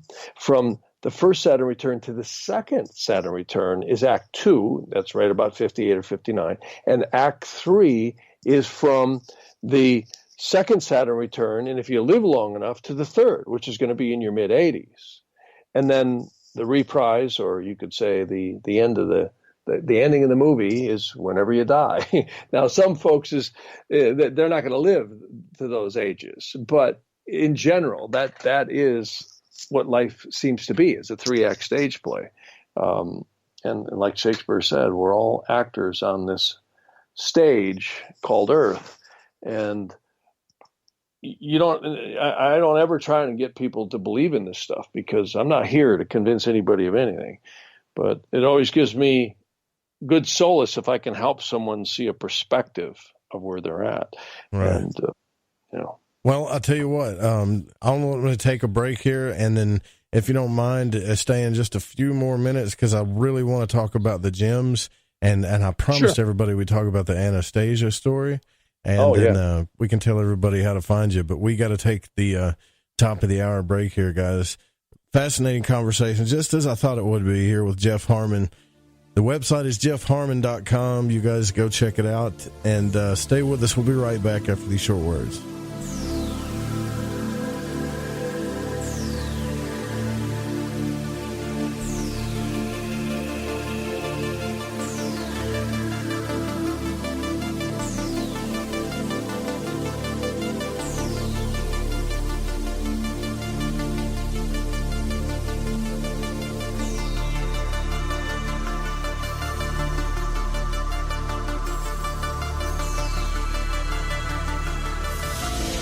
truth is out there. There's something out here. And so are we. KTOK Digital Broadcasting, The Fringe FM. You're listening to Lighting the Void Radio. All right, everyone, this is Justin from the UK. Excuse the chitty. If you're into the Fringe and you want to hear the brass tacks, me old china plate, Joe Roop and his guests on Lighting the Void will open your mince pies. You need to shut your north and south and use your 10-speed gears and listen to them bubble. You could hear a Barry Crocker, no Brussels, but he ain't no holy friar. Anyway, you beat a Barnaby Rudge and take a butcher's. So, you love talk radio? Then you'll love TalkStreamLive.com. TalkStream Live is always on, 24/7, with the best streaming talk shows. Find your favorite talkers and discover some new ones. It's free, readily available online or on mobile with any smartphone or tablet. Finding your favorite talk shows all in one place has gotten a whole lot easier. Just go to TalkStreamLive.com. Be sure to download the free apps from Google Play or the iTunes App Store. Hello, this is Vance Nesbitt. Take the time to expand your mind by listening to Lighting the Void with Joe Roop right here on the Fringe FM.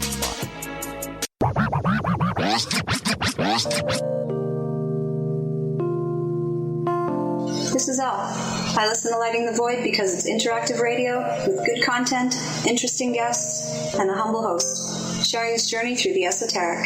Hey, Joe Roop. Thanks for having us along for the ride. Thank you so much for a delightful evening. Well, I got a lot of ground to cover.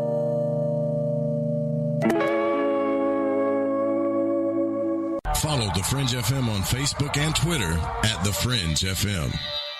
Lighting the Void is proud to announce Mind and Magic's Protection and Defense Course for protection from magical and psychic attacks. This is not a joke. Magic practitioners are on the rise, and with that comes attacks from baneful or black magicians that try to harm or hurt others for their own selfish reasons. If you are not a believer in psychic attacks, then this isn't for you. If you are, and you want the power to defend yourself and your family and home, then I highly suggest you grab Freighter Xavier's Protection and Defense Course. In this course, you will learn how to tell if you are under attack from a natural source or if an individual is attacking you. The 4 forms of curses and attacks. How to remove self-imposed curses. The correct way to cleanse your home from negativity or malevolent entities. How to make your own holy water. What you should always keep near or under your bed. Herbs that banish negativity and promote purity. The most powerful banishing rituals on the planet. And for those that seem to want to harm you the most, how to put your enemies in a hell pit of their own making. You can also learn protection against shadow people and other entities. Or are you just in a bad planetary alignment? Even how to get rid of an enemy using a tic-tac box. It does not matter what your faith or belief is, this will work. Click the banner on the website at lightingthevoid.com or go to lightingthevoid.com/Xavier.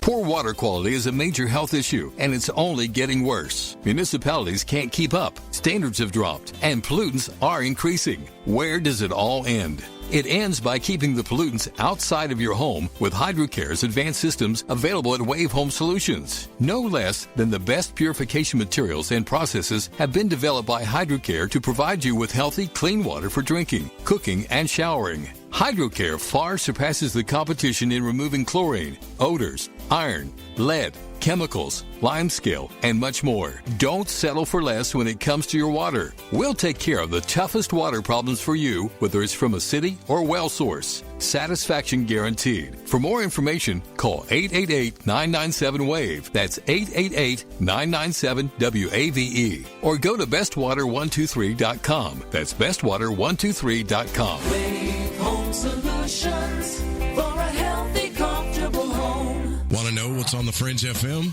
Check out our schedule at thefringe.fm.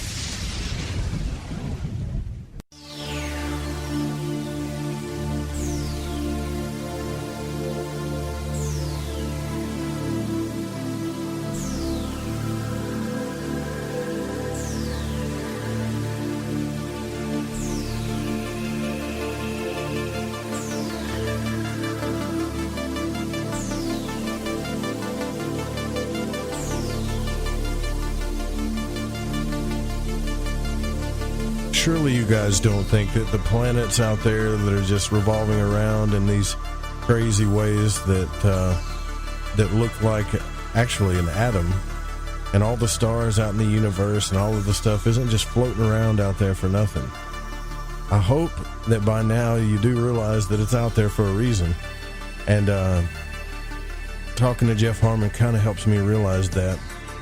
You know, another thing too, Jeff, that another guest brought up a good point about astrology was that if you look past the effects of the planets and try to figure out the semantics of how astrology works and all of that, just look at the fact that the ancients used the sky as a time clock to record things. It's like a big clock that tells the time sometimes. And that's a good way of looking at it too, wouldn't you think? Yeah, I mean, it certainly shows cycles, absolutely. Yeah, every culture certainly had reference to it in some way, you bet. And on your website, you have gems on there. Tell me a little bit about that, because that's something I've learned about crystals and stuff, but gems, that's a whole other ball game, isn't it? It is. That's something else I was skeptical about too, you know. I have to say, I had a couple of teachers from India, and one of them in particular said, Jeff, he says, you must wear this type of stone. And I said, come on. I said, so he trying to sell me a stone. I said, this can't have any power. And he said, why don't you just hold this for a minute and see what you think? And I did. And I'll never forget it. I just went, wow, I can really, really feel this. And he smiled. He says, yes. He said, that's perfect for you. So I really then dove into, and I said, I'm buying this because I can really feel it. And I did. And then I got into something known as Jyotish planetary gemology, also known as Vedic planetary gemology. And what it shows is certain stones are good for you and certain aren't. You don't want to wear certain stones. And it's different for every individual. It depends on the cycles you're in. They're called doshas, and also the progressions and transits you're in. And there's inherent stones that are always wear stones for you. So what's fascinating is, this is 35 years ago, I got into this and I really found, wow, this is amazing stuff. So I started studying under him and several other people, and I read every book I could get. And I started finding that another problem in the industry is heat-treated and altered gems. Now, you wouldn't think today that would be the case, but it's more prevalent than ever. In fact, they've been heat treating gems for hundreds and hundreds of years. And people will say, well, why would they do that? Well, because it darkens the color, lessens the inclusions, and a lot of people will find, like in India and Sri Lanka, I catch them all the time, they heat treat stones. Why would they do that? And they do it way before they facet them. So a lot of people, well, but I got this from the mine, and look, it's still got dirt on it. They probably heat treated it. And that allows them to get more faceted gems out of the stones and darken the colors, lessen the inclusions, and blend them together. And it's gotten much more sophisticated in the last century. Now they're using lasers, they're using nuclear bombardment, they're using oils, very heated plastics and presses. So what I found in all this research is that the Brahmin caste in India often didn't want the Sudras and the Vaishyas, meaning the working class and the lower classes, to get the occult power of gems. And then I started researching all this stuff about kings and queens and emperors and politicians and generals. Why would they be so enamored with gems? Well, I found out why. It's amazing stuff. So today I have a lot of people in politics, a lot of people in business and housewives, you name it, wearing stones that I prescribed to them. And I actually set, and I found all this stuff out years and years ago, that not only do you have to have an untreated stone that's right for your chart, but you also have to set the stone at a good astrological time called an election to the wearer. And, to skeptics, I would go, well, I'll tell you what, I had one guy years ago set a ruby for a lady, and right after that, she had a car accident. And I said, what time did you set that stone? And I looked at the chart, and he said, oh my God. He says, I set that when it was squaring her sun. This planet ruling the stone squared her sun, and it was ruler of her ascendant. And I said, well, you didn't cause the accident, but that's not a good energy. So I became very, very aware through electional astrology. In India, they call it Muhurta, which is the same thing. It's picking auspicious times to commence acts. And what I did was I started learning that not only do I set the gem into the setting at a good time, I even cast the metals at a good time. You know, like if it's silver or gold, I will actually cast that at a good time, or platinum. So it really puts an amazing energy. And then this literally becomes a talisman for that particular individual. And Can you use them as amulets too, to ward off things, or just only as talismans? Well, they have that effect. They have an amulet effect. You know, again, amulets and talismans in the true sense of the ancient world were used for specific purposes. But in Vedic planetary gemology, you're trying to strengthen the core energies in your chart. So yes, it also has that effect. One of the interesting things about Vedic planetary gemology is that you tend to bring out the better qualities in the energies of your soul, which is mirrored in the chart. And I find that I've actually experimented like taking my stones off and purposely keeping them off for like an hour or two and seeing the effects. And oh my God, it's very pronounced. It's a very slow energy of how how it starts to take effect. Yeah, the aura gets purified. It usually can take anywhere from 1 to 6 months before you really feel the full effect. And I'll tell you another thing. People can see this on my website. I actually carve the name of your guardian angel on certain pendants, and I give them the numerology that corresponds with the Psalms and various scriptures in the Old Testament, which is really fascinating stuff. We started talking about that earlier.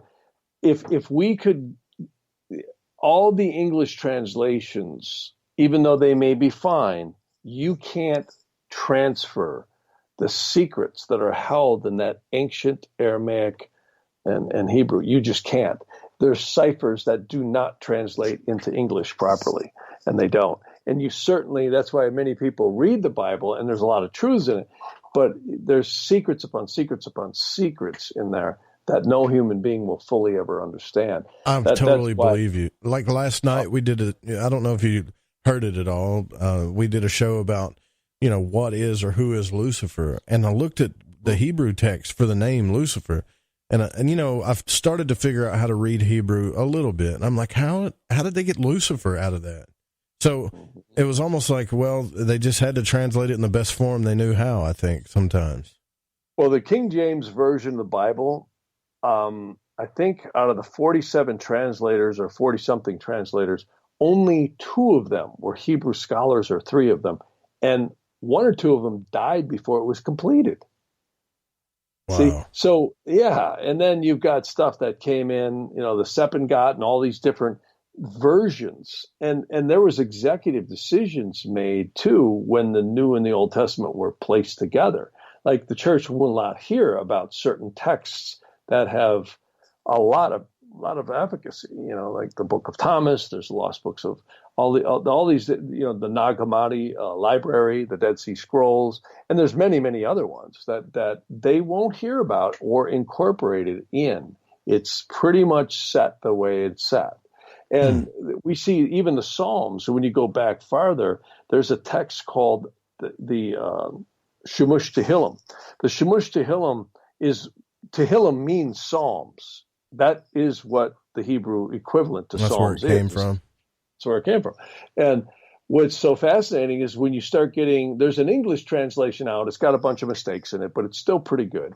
Put out by a group in Italy that I refer to sometimes. But if you look at the original old Shemush Tehillim, it's pretty amazing because you've got literally the ciphers are absolutely named in there. Like you have all these different coded ciphers. And once you know what they are, they're very simple to use. You go to a word, you drop each letter through this cipher, and you will come up with a completely different name. Wow. You see? Yeah. And that's where all this stuff comes from. So there are so many secrets in the Psalms. You know, I remember Joe Rogan trying to talk about the Hebrew language, and they were, I forget who he had on his show, but he was like, man, this is like an alien language. And I laughed because I was like, man, you have no idea, right? About so is Sanskrit. So are many of these ancient languages. So is Sanskrit. There's magicians that I've asked when they do what's called scrying, right? Or they're going on different astral journeys through the, I guess you could say, the levels of the tree of life. Maybe they are, maybe they're not, but they say they are. And when they run into bad entities, they'll just trace certain Hebrew letters and they'll go away, or they'll test the entities with that stuff. And I'm like, well, why does that work? And they can never give me a straight answer. They're like, I don't know. I just know that it's powerful. It works. I'm like, might want to look into that, you know? Yeah, if they're in the lower astrals, no question. I mean, because you won't find any of those negative energies in the higher realms, and most human beings, and I can, say we won't get up there. Not easy, anyhow. It's very dangerous stuff, that whole path working and all that. Yeah, you got to you got to be, and that's something I really think that there's some truth to that. When you talk about people like Daskalos, or let's just say even Jesus, when they live Stoic lives, they've dedicated their lives to this stuff in a bigger way than we can understand. Yeah. And they're even hesitant about certain things. So that ought to tell you something. Well, the whole problem is, and I can tell you my personal opinion, I ain't smart enough to figure this out, and nobody drawing breath ever will be. The human mind, the lower conscious mind, works in a very kind of rudimentary way. Yes, we all have our intuitions, and psychics and stuff will get hits, but you got to know that we operate on a very myopic lower level. The three-dimensional 5 sense world is right down here on the bottom. And when you start talking about this stuff, it's way beyond our comprehension. In fact, there's many texts that say, if we could actually see what is about us, we see with our eyes, we see we hear with our ears, and we smell and taste and touch and feel. But those are just the 5 senses. There's so much farther beyond that. And we have to really be humble when we play around with this stuff, because you can't fit infinity into those 5 senses. It doesn't work that way. I mean, quantum physicists are right. When you start looking, even astrologers, I always tell them, I said, astrology is so far down. It's literally right in the edge of the third and fourth hierarchy. Your soul comes up from the first hierarchy, which is so high. I mean, there's like 49 dimensions in each one of these worlds and 49 subdimensions. And that's just what we know.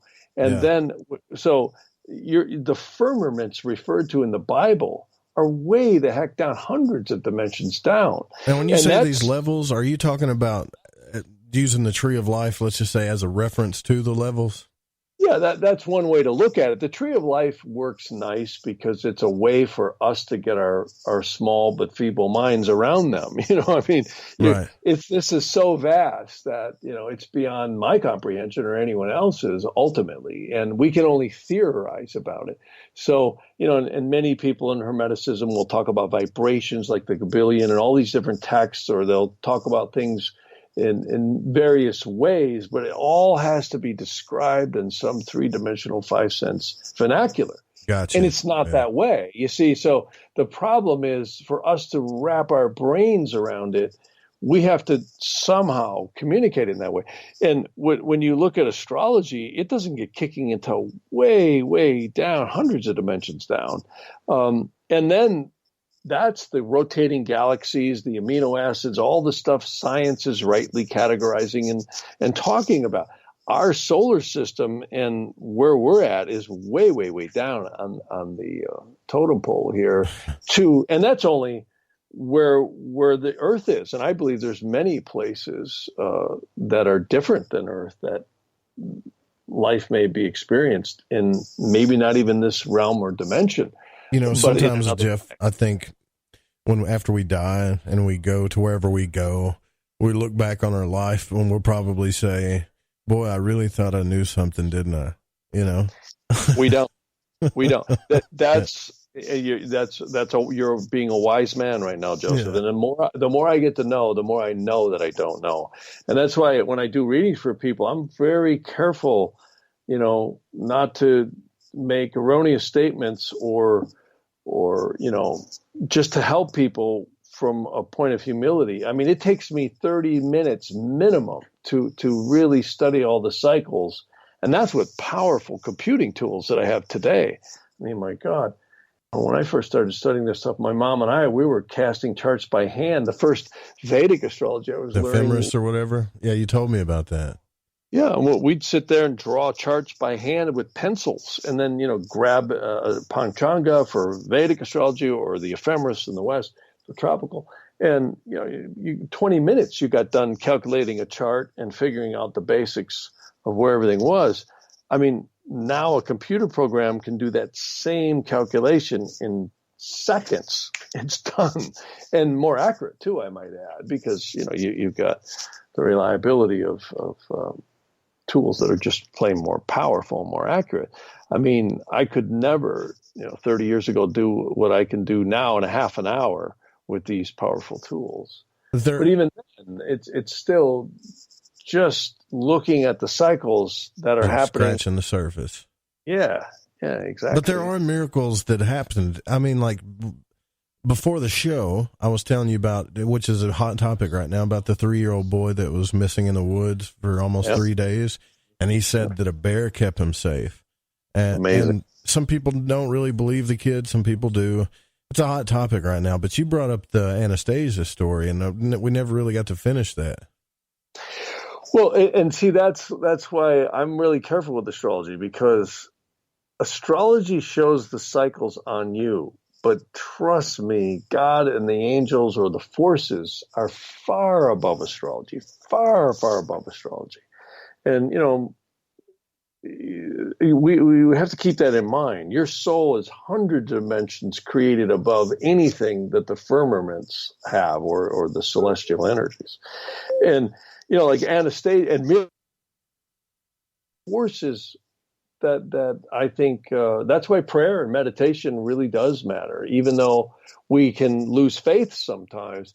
But I think faith is one of the most magical things in the universe. Mm-hmm. I really do. There's nothing that can replace it, because and I often find the only thing I'm doing with these readings is helping people to restore their faith when they've really been beaten down by life circumstances. And we all get that way. We all tend to lose faith at times. And, I like to say, well, hey, this is just a cycle right now, whatever it is. And when they hang up the phone, hopefully they've got, a better outlook. And Anastasia, back to her, is a perfect example. She is a girl who lives up in Siberia. And if anybody wants to research books read, I believe his name is Vladimir, and I can't remember his last name. They're called The Ringing Cedars of Russia. And there's a couple of versions of them out. But he essentially was a very powerful shipping magnate and was traveling this river up in Siberia and got off at some place on the shore of this huge river and ran into this girl, this blonde girl, who came out of the tundra in the wilderness. And he ended up having a child with her. And he couldn't believe all that she told him. She said, you're going to lose your shipping line, because he was a multimillionaire, and was going to end up homeless on the streets, but that he would come back to her and write these books that would really enlighten the world. And that's what happened with the Ringing Cedars of Russia. And all that came to pass. And what was fascinating about Anastasia is she, like Daskalos, speaks about who we really are. And her ancestry goes all the way back to Egypt, even though she lives in Russia. And she has amazing mystical powers. She can astral travel. She can heal. She lives with the animals up in these glades. And the Russian government became actually very interested in her, and they wanted to accost her. And they sent up this elite team to get her. And So fascinating, the story, because they had helicopters and they were mapping her glade to find out where she was with infrared and radar and everything. And they had all these soldiers. And finally, she got angry and she came out of the woods and she said, will you guys please stop trying to find me? She goes, I'm here. Okay. And she had a son, by the way. Really? You think she'd be happy they found her? No, let me tell you why. Because the head elite guy of the Russian military team came up and said, well, we're here to take you away. We want to study you and your magical powers. And she said, I can't leave here. She goes, I have a son and I have my life here with the animals. And she said, you're disrupting my glade and our habitats with all your equipment. And, a bunch of guys that look like Arnold Schwarzenegger stepped up and said, well, we're not asking you. We're telling you. We're going to take you and we're going to bring you to a habitat like this one to study why you have these mystical powers. And she laughed. Here's this little 5-foot-something blonde girl. And she says, please do not attempt to physically force me to go with you because it won't work. And, of course, these guys laugh. They're sitting here with machine guns and all this advanced military equipment. And they went to grab her. And this blue orb, you can read about it in the book, this blue orb came in and froze time. And every one of those soldiers started seeing time speed up. Wow. And they said it got weird. It's like brown smoke came out of the ground. They saw themselves aging. Then they saw themselves dying. Then they saw themselves being reborn. And this whole time warp started happening to where they realized that life was this cycle of things that was, again, birth, growth, atrophy, and death. And then this orb, or this angelic force, is really what it was, in my opinion, released them. And they all stood there with their mouths open. And the head guy said, we are so sorry that we disturbed you. And we are so sorry. It must have freaked him out. It totally freaked out. They said they left everything there. Yeah. They left all the helicopters. They jumped on the ship. And they went back to the Russian government, gave them back all the stuff and said, listen, we don't care what you want to do. You can put us in prison. We will never, ever, ever bother that lady again. Yeah. And I've never heard anything further. Someone may know something further. But I thought that was such a great story because, here's all this physical power of the military trying to accost this one girl. An angel steps in. And I mean, these guys, were freaked out. They'd never experienced anything like that in their lives. And they were just blown away. And Anastasia is one of my favorite people to recommend because she's different than Daskalos. And again, I love Daskalos, the Magus Astrologos, because he said it best. He said, anyone who really wants to try and figure out divinity, God, or this universe, good luck, because it's like trying to figure out a multifaceted diamond. There's so many perspectives and so many viewpoints and so many different realms of reality. And they even say that in their teachings. The researchers of truth, they call it the multi-faced diamond or something. That's where they got it from, was from Daskalos. Yeah. Yeah, Daskalos is attainable. I have actually visited him on the Astro. What a divine soul. Oh, yeah. He's always amazing. Thought about that. Like, everybody thinks about that. If I have an out-of-body experience or I have a conscious astral travel experience and I want to meet a few people, who would it be? And Daskalos is definitely one of them that comes up in my mind. Such a humble soul. And the reason he's so humble, and most of the people who play with this stuff come to realize you have to be humble because it is so daunting and so much bigger than who we are. We are just a small piece of creation. And it's so enlightening to be like Daskalos said it best. Daskalos used to heal people on the playground when he was a little kid. And his teachers were blown away. They'd say, how could you know more than we do? We went to college and we're professors and you know more about the stuff we're teaching. He said, it's not me. He says, Father Yohanan takes my hand and he tells me how to write or how to do it. So you find this same thing, Anastasia, all of the true, you find this in rabbinical texts like the Ari, he's a Rabbi Luria, and so many others. They're all so humbled by the upper hierarchies of angelic forces. And they realize truly how much souls are guarded here.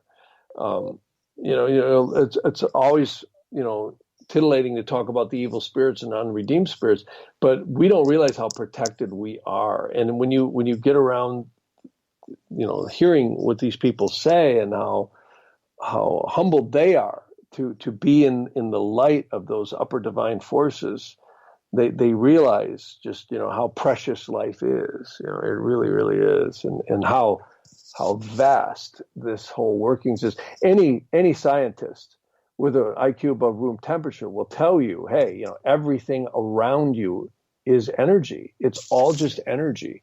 I mean, I don't care if you're looking at the dust on your shelf, the sound waves we're hearing each other with right now. It's all modulated energy. And yes, it's all atoms and molecules, but it's more than that.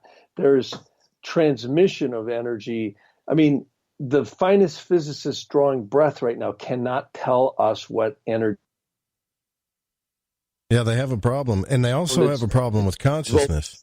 They still have a problem with that. Totally. What the heck is consciousness? We don't know. And anyone who's humble and being honest, we don't know. We don't know. I mean, some of the stuff that was even done back in the 1800s, some of the very interesting experience, I think it was Young in 1803. Who else? The double slit experiment, where they are actually showing how consciousness alters matter. This is stuff going back as far as the 1700s and before. And, you get into Hermeticism and all this stuff and alchemy. This is all some of the secrets to alchemy. It's the spirit and the soul and consciousness. Look at Dr. Emoto, who wrote these wonderful books, Messages in Water, where he proved thoughts are literally things. Mm-hmm. Even science, for the most part, they laugh at, oh, come on, consciousness and thoughts. It has no power at all. Well, that's not true, because Dr. Emoto gave us scientific proof of it. And, he proved almost all sacred thoughts have some sacred geometrical counterpart that affects water when he froze it and put it under a microscope. And negativity, fear, worry, anger, discord, violence, all that came out looking like gobbledygook. And these are the things Daskalos talks about. He calls them thought form elementals. The rishis in Tibetan lamas called them samskaras and many other terms. These are things that are well known. I mean, you talk about like Christ casting out legion. Well, right. Isn't that interesting? Legion. Do you know that legion was discovered specifically by Dr. Louise Ireland Fry in freeing the captives, doing psychotherapy by putting people in hypnotherapy? He actually found, well, who are you? Well, we're legion. Right. That's pretty freaky. And this is really interesting as you start delving into the whole psychological and psychiatric work that some really smart people have done.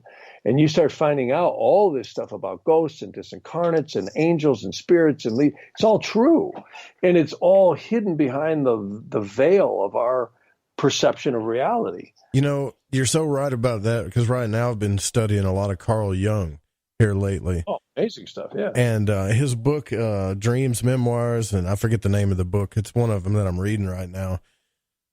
Listening to one of the smartest men talk about how he had so many questions and so many, You bet. The more he took, because at first he tells you, like, I knew this stuff, I was pretty smart, yada, yada, his background or whatever.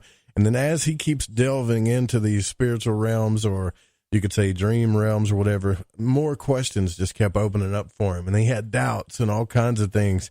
And it's kind of funny to know, like, Freud just wanted him to shut up. Don't do this stuff. Don't produce these books, especially the Red Book, because, and I get this a lot too, Jeff, when I talk, because I do talk to coaches and other people in the radio world. They're like, you know, you need to become an authority in radio, really show people that you know what you're talking about. And I'm like, well, doesn't that kind of take the authenticity out of what I'm doing here? Because I really don't know about a lot of these things.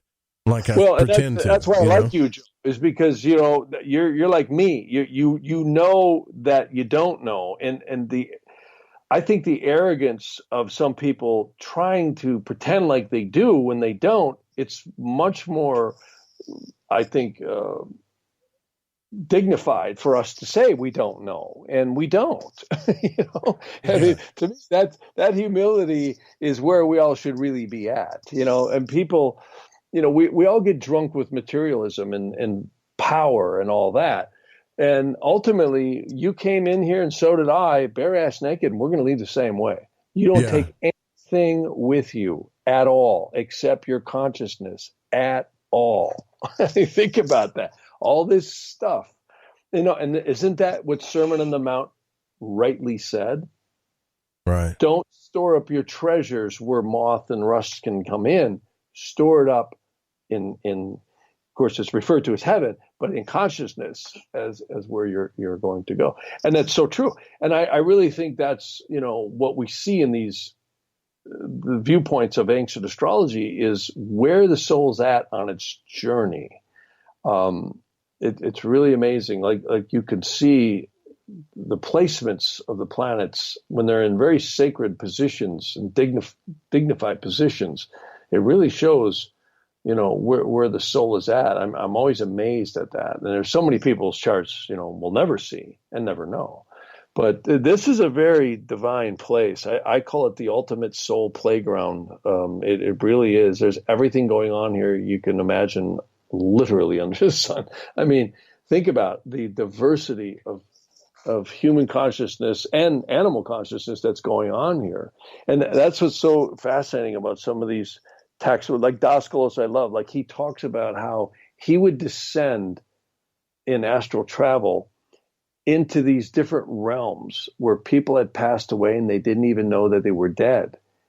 And this is corroborated by a lot of psychology, paranormal stuff. Monroe Institute as well, by a lot of people. Actually, Edgar Casey, all these, And Daskalos said there's one story, if you remember, in the Magus of Strovolos, where he said he descended, he would see like these, almost like smoking tires in a clear sky. Do you ever notice when there's a fire in a clear sky, like a tire or something? It's just this black column of smoke. And he would descend down into that person's consciousness, which looked like that column of smoke. And he would go into their world. He calls it a psychonoetic world, but it's really just a conscious world that soul created. And oftentimes, Daskalos said he would find that not only did they not know that they were not passed away, but they had created their whole world that they had in the physical world when they were alive. And he said he noticed there was one servant on this one particular situation where he looked inside of the soul and saw it was an angel. And the angel recognized Daskalos astral traveling. And he said, "Are you an angel?" And the angel said, "Yes." And Daskalos alluded to that the angels sometimes support that perception of reality for that disincarnate soul, or that soul, if you will, to have the realm of experience that it's having. So isn't this interesting? You know, when you look into the diversity of stuff that's going on in this universe, it's beyond comprehension. It's absolutely. Yeah, and it really is. You told me one time about when you were talking about the angelic hierarchies of, well, we're talking about consciousness here in the universe, by the way. We're not talking about kings and queens, I guess, but I guess some people get triggered by the word hierarchy. But anyways, you were talking about how that what did you say about how the angels were literally like permeating reality as we speak, like second by second? Yeah, well, there's some texts that I love. One of them's called the Nefesh Hasitzim, which means the restriction. Nefesh is the lower portion of the conscious mind, and Hasitzim is an Aramaic or Hebrew word that means restriction into the body. So in other words, a simple translation would be spirit into body, right? Right. So, or, what we think we know. And in that, it mentions that the upper angels surrounding God chant the permutations of creation 10,800 times per hour, and they never do it the same way twice. And when you think about that, that's not combinations. Permutations is a lot different. A good example is we can call everyone on the planet with 10 numbers on a telephone, omitting star and pound.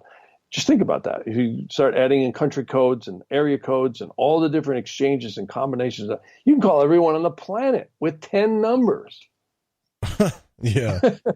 What the hell could you do with 10,800 permutations? Yeah, I stay in contact with some magicians that, like Nineveh Shadrach and stuff.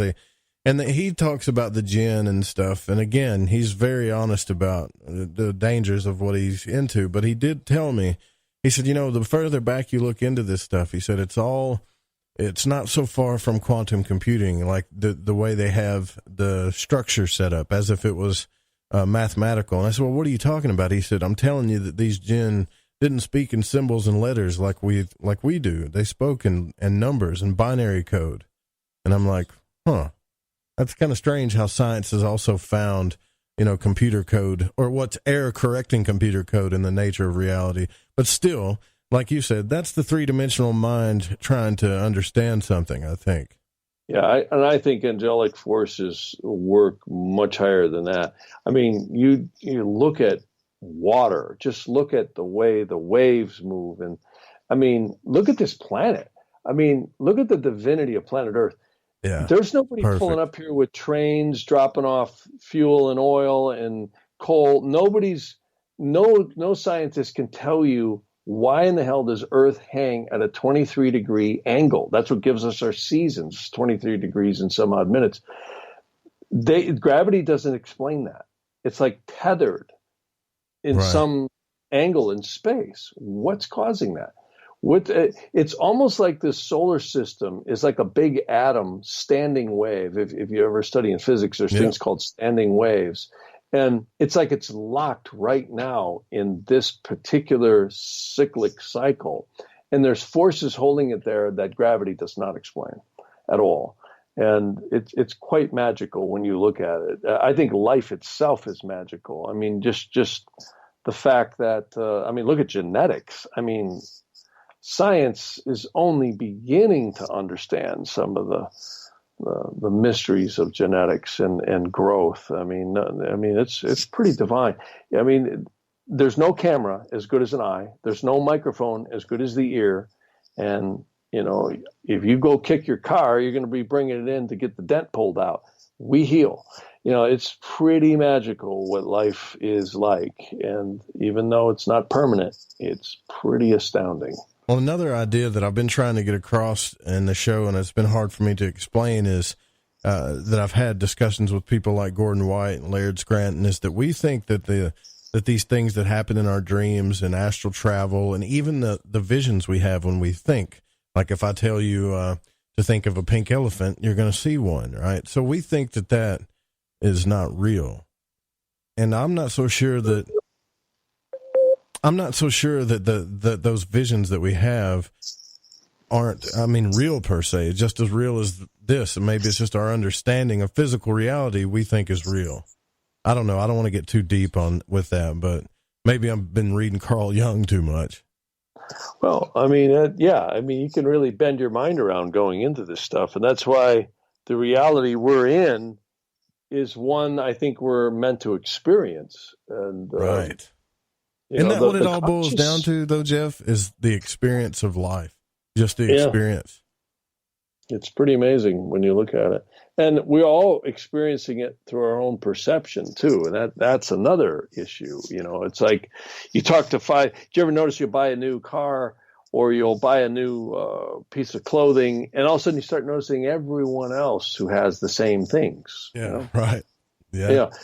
And it shows you how myopic our minds are and how how programmable we are. That's why mind control and all this conspiracy stuff, there's a lot of truth to it. And we have to step outside and realize, our lower minds are very conditionable. They really are. They're very, very feeble in a lot of ways. And we have to kind of, I think, step back and question our beliefs. And, that's what good psychology and psychiatric work tries to do, particularly psychology. Let me ask you about that, Jeff, because you're one of my most favorite people to talk to on the planet, man. And I really mean that. And it's not just you. It's like you and Camille and your family. You seem to understand how, and I don't want to say how success works, but I would say the right kind of attitude to have to get things to kind of work for you in the best way they can with what we do understand. For instance, like I know Camille has been working really hard in her career, and now she got a part in a big movie I saw on her Facebook page. And I was like, wow, you know how many people are trying to do that? And Camille actually gets to do that, and you've got to work with people like George Carlin, and you've done all kinds of stuff. And I know something tells me that you've always looked at those charts while you were doing all these things. Yeah, sometimes I do. I actually like not looking at astrology all the time. I only use it to see my cycles. And then I certainly do use interrogation astrology a lot. But I often try and just live my life as humble as I can. And I'll dip into the astrology to see my cycles. I'm actually amazed. In fact, I've actually tried for all my life to compensate or not have the astrology affect me. That may sound crazy, but that was the goal of many of your spiritual practitioners, was to get outside of the effects of the karmic realms that astrology indicates. And I find the best way to do it is to be aware of it so that you become less reactive to it. It's like, that's what they teach in martial arts, is the more you understand the energies coming at you, the more you react in a more healthier way to them. For instance, I was thinking about when you talked to me about, and I hate to even admit this, but about relationships. And I was like, every astrology chart I've ever looked at shows that I've got no problem picking up women, but my relationships are, they don't last for certain reasons. I guess it's because I'm an Aries or whatever. And you were like, yeah, but look. And then you gave me an example of your situation and what happened with you and Camille and what happened with you and Camille and your chart. And it gave me hope. And it's like, okay, so maybe do I need to look at where Saturn is? Just start understanding, like you said, the karma of my chart so I can better understand my own nature and how to have a little bit better life and do, have some guidance maybe. Yeah, and the other cool thing is when you understand your dynamics, you tend to be maybe letting the universe bring you the right things. It's like, and then when you get that right relationship, you maybe treat it much differently. It's all lessons. It's all lessons. It really is. That's why I love Jyotish astrology, is because it looks at it from a much more spiritual perspective. We're not fated to anything. We're fated to experience, and it's our reaction to those experiences that mean the most. Like, I just had, I've got a really difficult transit coming into Los Angeles. I knew it was coming when I moved back here, a number of years ago. And I said, well, I wonder what that was going to be like. Well, I'm finding out. But it's also a good lesson too. So you step back and you go, wow, this is a thing that I have to experience. And it's, it's not me, it's just an experience, and I'm very grateful. I always tell people, be grateful for what we have, because we're often very, impatient and angry as human beings and not appreciative of what we have until we lose it. That loved one or that condition or whatever, it's really, we tend to appreciate things when they're gone, not when we have them as much as we should. Well, I was telling you during my reading, I was like, you said, okay, well, let's look at your location astrology. And I was thinking, well, I can tell you before you even look at it that I've always wanted to leave this place. It feels kind of like a curse living here, you know. Yeah. And then you pulled it up, and sure enough, I think it was like on a Saturn line or something. And I was like, see, and you were like, yeah, but you know, you might want to look at it as like you're here to work something out. Think about it. You're in a hard kind of place doing a radio show, trying to answer questions. Maybe you're doing it for a reason, and you always had this positive spin on it. Well, it's just energy. See, that's the viewpoint. Instead of looking at astrology superstitiously, you look at it scientifically like energy. Yeah, you do. You have a Saturn ascending line, but you also got a moon midheaven line right there, which you got a whole amalgam of energies, which I find sometimes living on challenging lines tempers metal. It actually makes you better. And there's two sides to every coin. The best story I love to tell, I had a psychiatrist once who moved into a particular city. And this was, I'm a psychiatrist. I can't tell anybody about it. It's okay. That's all right. He said, I'm actually on meds right now because I can't take the pressures I'm under. And one of my colleagues prescribed this meds. And I said, well, let's take a look. And his location astrology, he had just moved to a Moon-Pluto latitude crossing. And I said, I'm not going to tell you this. I'm going to let you read the description. So I put up the description on the computer. And he goes, oh, my God. He goes, that's exactly what I feel like here. And he says, what am I going to do? My kids are in school. I bought a practice. My wife's, engaged in the community now. He said, I can't move. I said, no, but here's what you can do. I said, when you walk out the door, you can know it's not you, that it's an energy you are experiencing in that locality. And look at the positive sides. He now knew it wasn't him, that he wasn't going crazy, but that it was an energy there that affected him. So he said, I could kind of treat it as like an external thing that I just had to cope with. So we all have these coping mechanisms, that we can develop when we understand challenges and energies that are coming at us. It won't take them away, but it will change your viewpoint on how you react to it.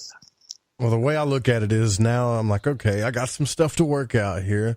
And then hopefully I'll end up moving out west, and it'll be like life will be so much easier because I learned all these hard lessons while I was here in Central Arkansas, or at least I'll be able to meet those challenges. Joe, I'm going to tell you, when that's coming in, I told you, you're going to hit the K2 dasha. Everything's going to start shifting for you right in 2020 to 2023. You hit 7 years of K2 from 2023 to 2030. That's great change for you. You definitely moved during that period. Definitely.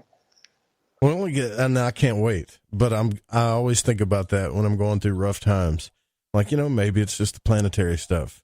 I need to look at it. And I've went back and looked at it. One of the cool things you do with your readings is, you let the client record it so they can always go back and look at it. And you make a movie of it. That's what's so cool. Yeah. Remember, people with Macintosh computers. I mean, it's so cool. You're not just recording it; you're making a movie of it, and you're the lead character. You can actually play it back, reread it, and now we can do it on PCs. There's a program you can download on a PC and do a screen recording. So you're getting audio and visual, and you see everything I'm pointing out. I have people sitting across the globe doing that. They'll be sitting in South America. I have a shaman in the jungle who comes out every now and then, and we do sessions, and logs right in on the computer and screens recorded on the Mac, and it's cool. And then they go back into the jungle and work on plants for 6 months. So it's pretty cool. Which is kind of why when I get certain emails and messages from people about the hard times and some of the stuff they're going through, the biggest thing I get, Jeff, is, I can't relate to anybody here. I don't relate to my family or friends. And I thought about the imprint that you were talking about. And I actually did a show, I had an opening monologue where I talked about it, all of the planets and signs and houses, and they were at a certain time when you took your first breath. And that's what you taught me. And I said, there is literally nobody out there like you. There might be people that are really close, but there's nobody like you. Nobody like you. Now, if you take our solar system is going around the central sun at almost 480 something more like 483, 485, I don't know, something like that. But we're going fast. In fact, they say our sun is going so fast around the central sun that the planets are spiraling in orbit behind it. Now, if anybody's done any kind of work with architecture or surveying or geometry, my God, you got all these fixed stars out there. Now, if our solar system is doing 480 something thousand miles an hour, the Earth is orbiting at 67,000. The moon's doing about Mach 2.5. I mean, it's colossal. You could never get anything to be in the same position twice. And then you've got the sidereal zodiac. That's why modern astrology telling you, oh, you're an Aries, you're a Pisces, and you're all this and you're all that. That's love, light, and cluelessness. That works for the newspaper, but it's totally crap. I mean, that's why when you look at real astronomy, it's really profound. There isn't two people alike ever, and never could be. You could take all the Aries and Pisces and Cancers and line them up side by side. There ain't a single one of them the same. Look in their eyes, not a single one. That's just not good astrology. It really is. And when you look at fixed stars, like there's angels that rule every single degree of the zodiac. That's always blown my mind. I always rectify people's birth charts. And there's an angel on your rising sign. There's angels that rule every single degree of all the different planets and dashas. And I've got a codex. I look them up. It's kind of eerie how accurate that is. I mean, I look at mine. It's just like, oh my God, that's just right on.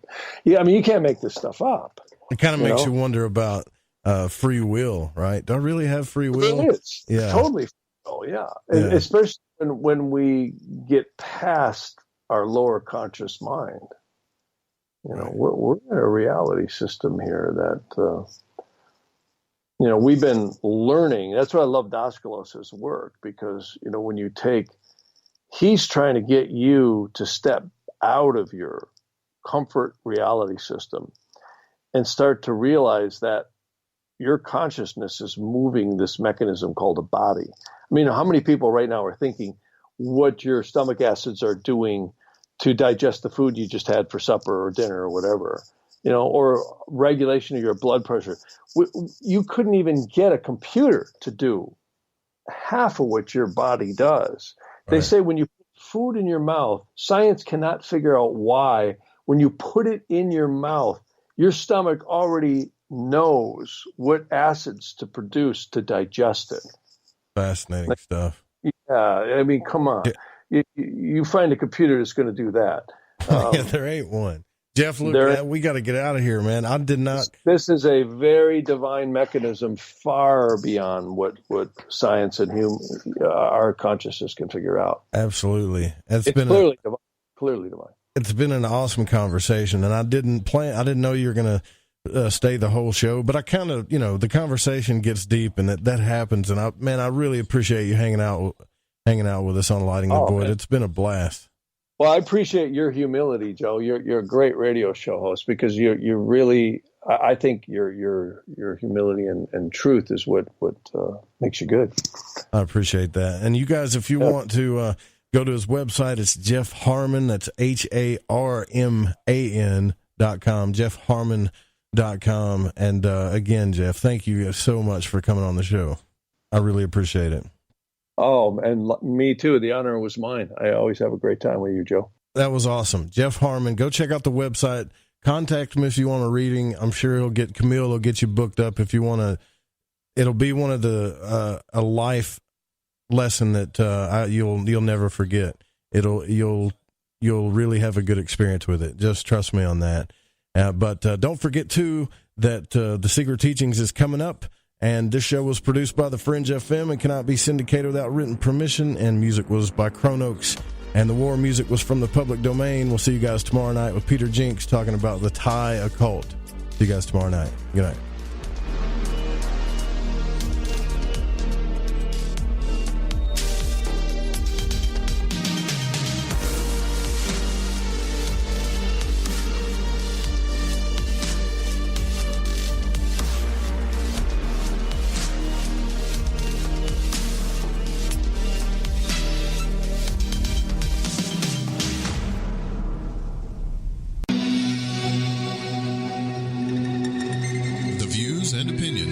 expressed on this program do not necessarily reflect those of the Fringe FM, KTLK Digital Broadcasting, its sponsors, affiliates, or staff. Listener discretion is advised.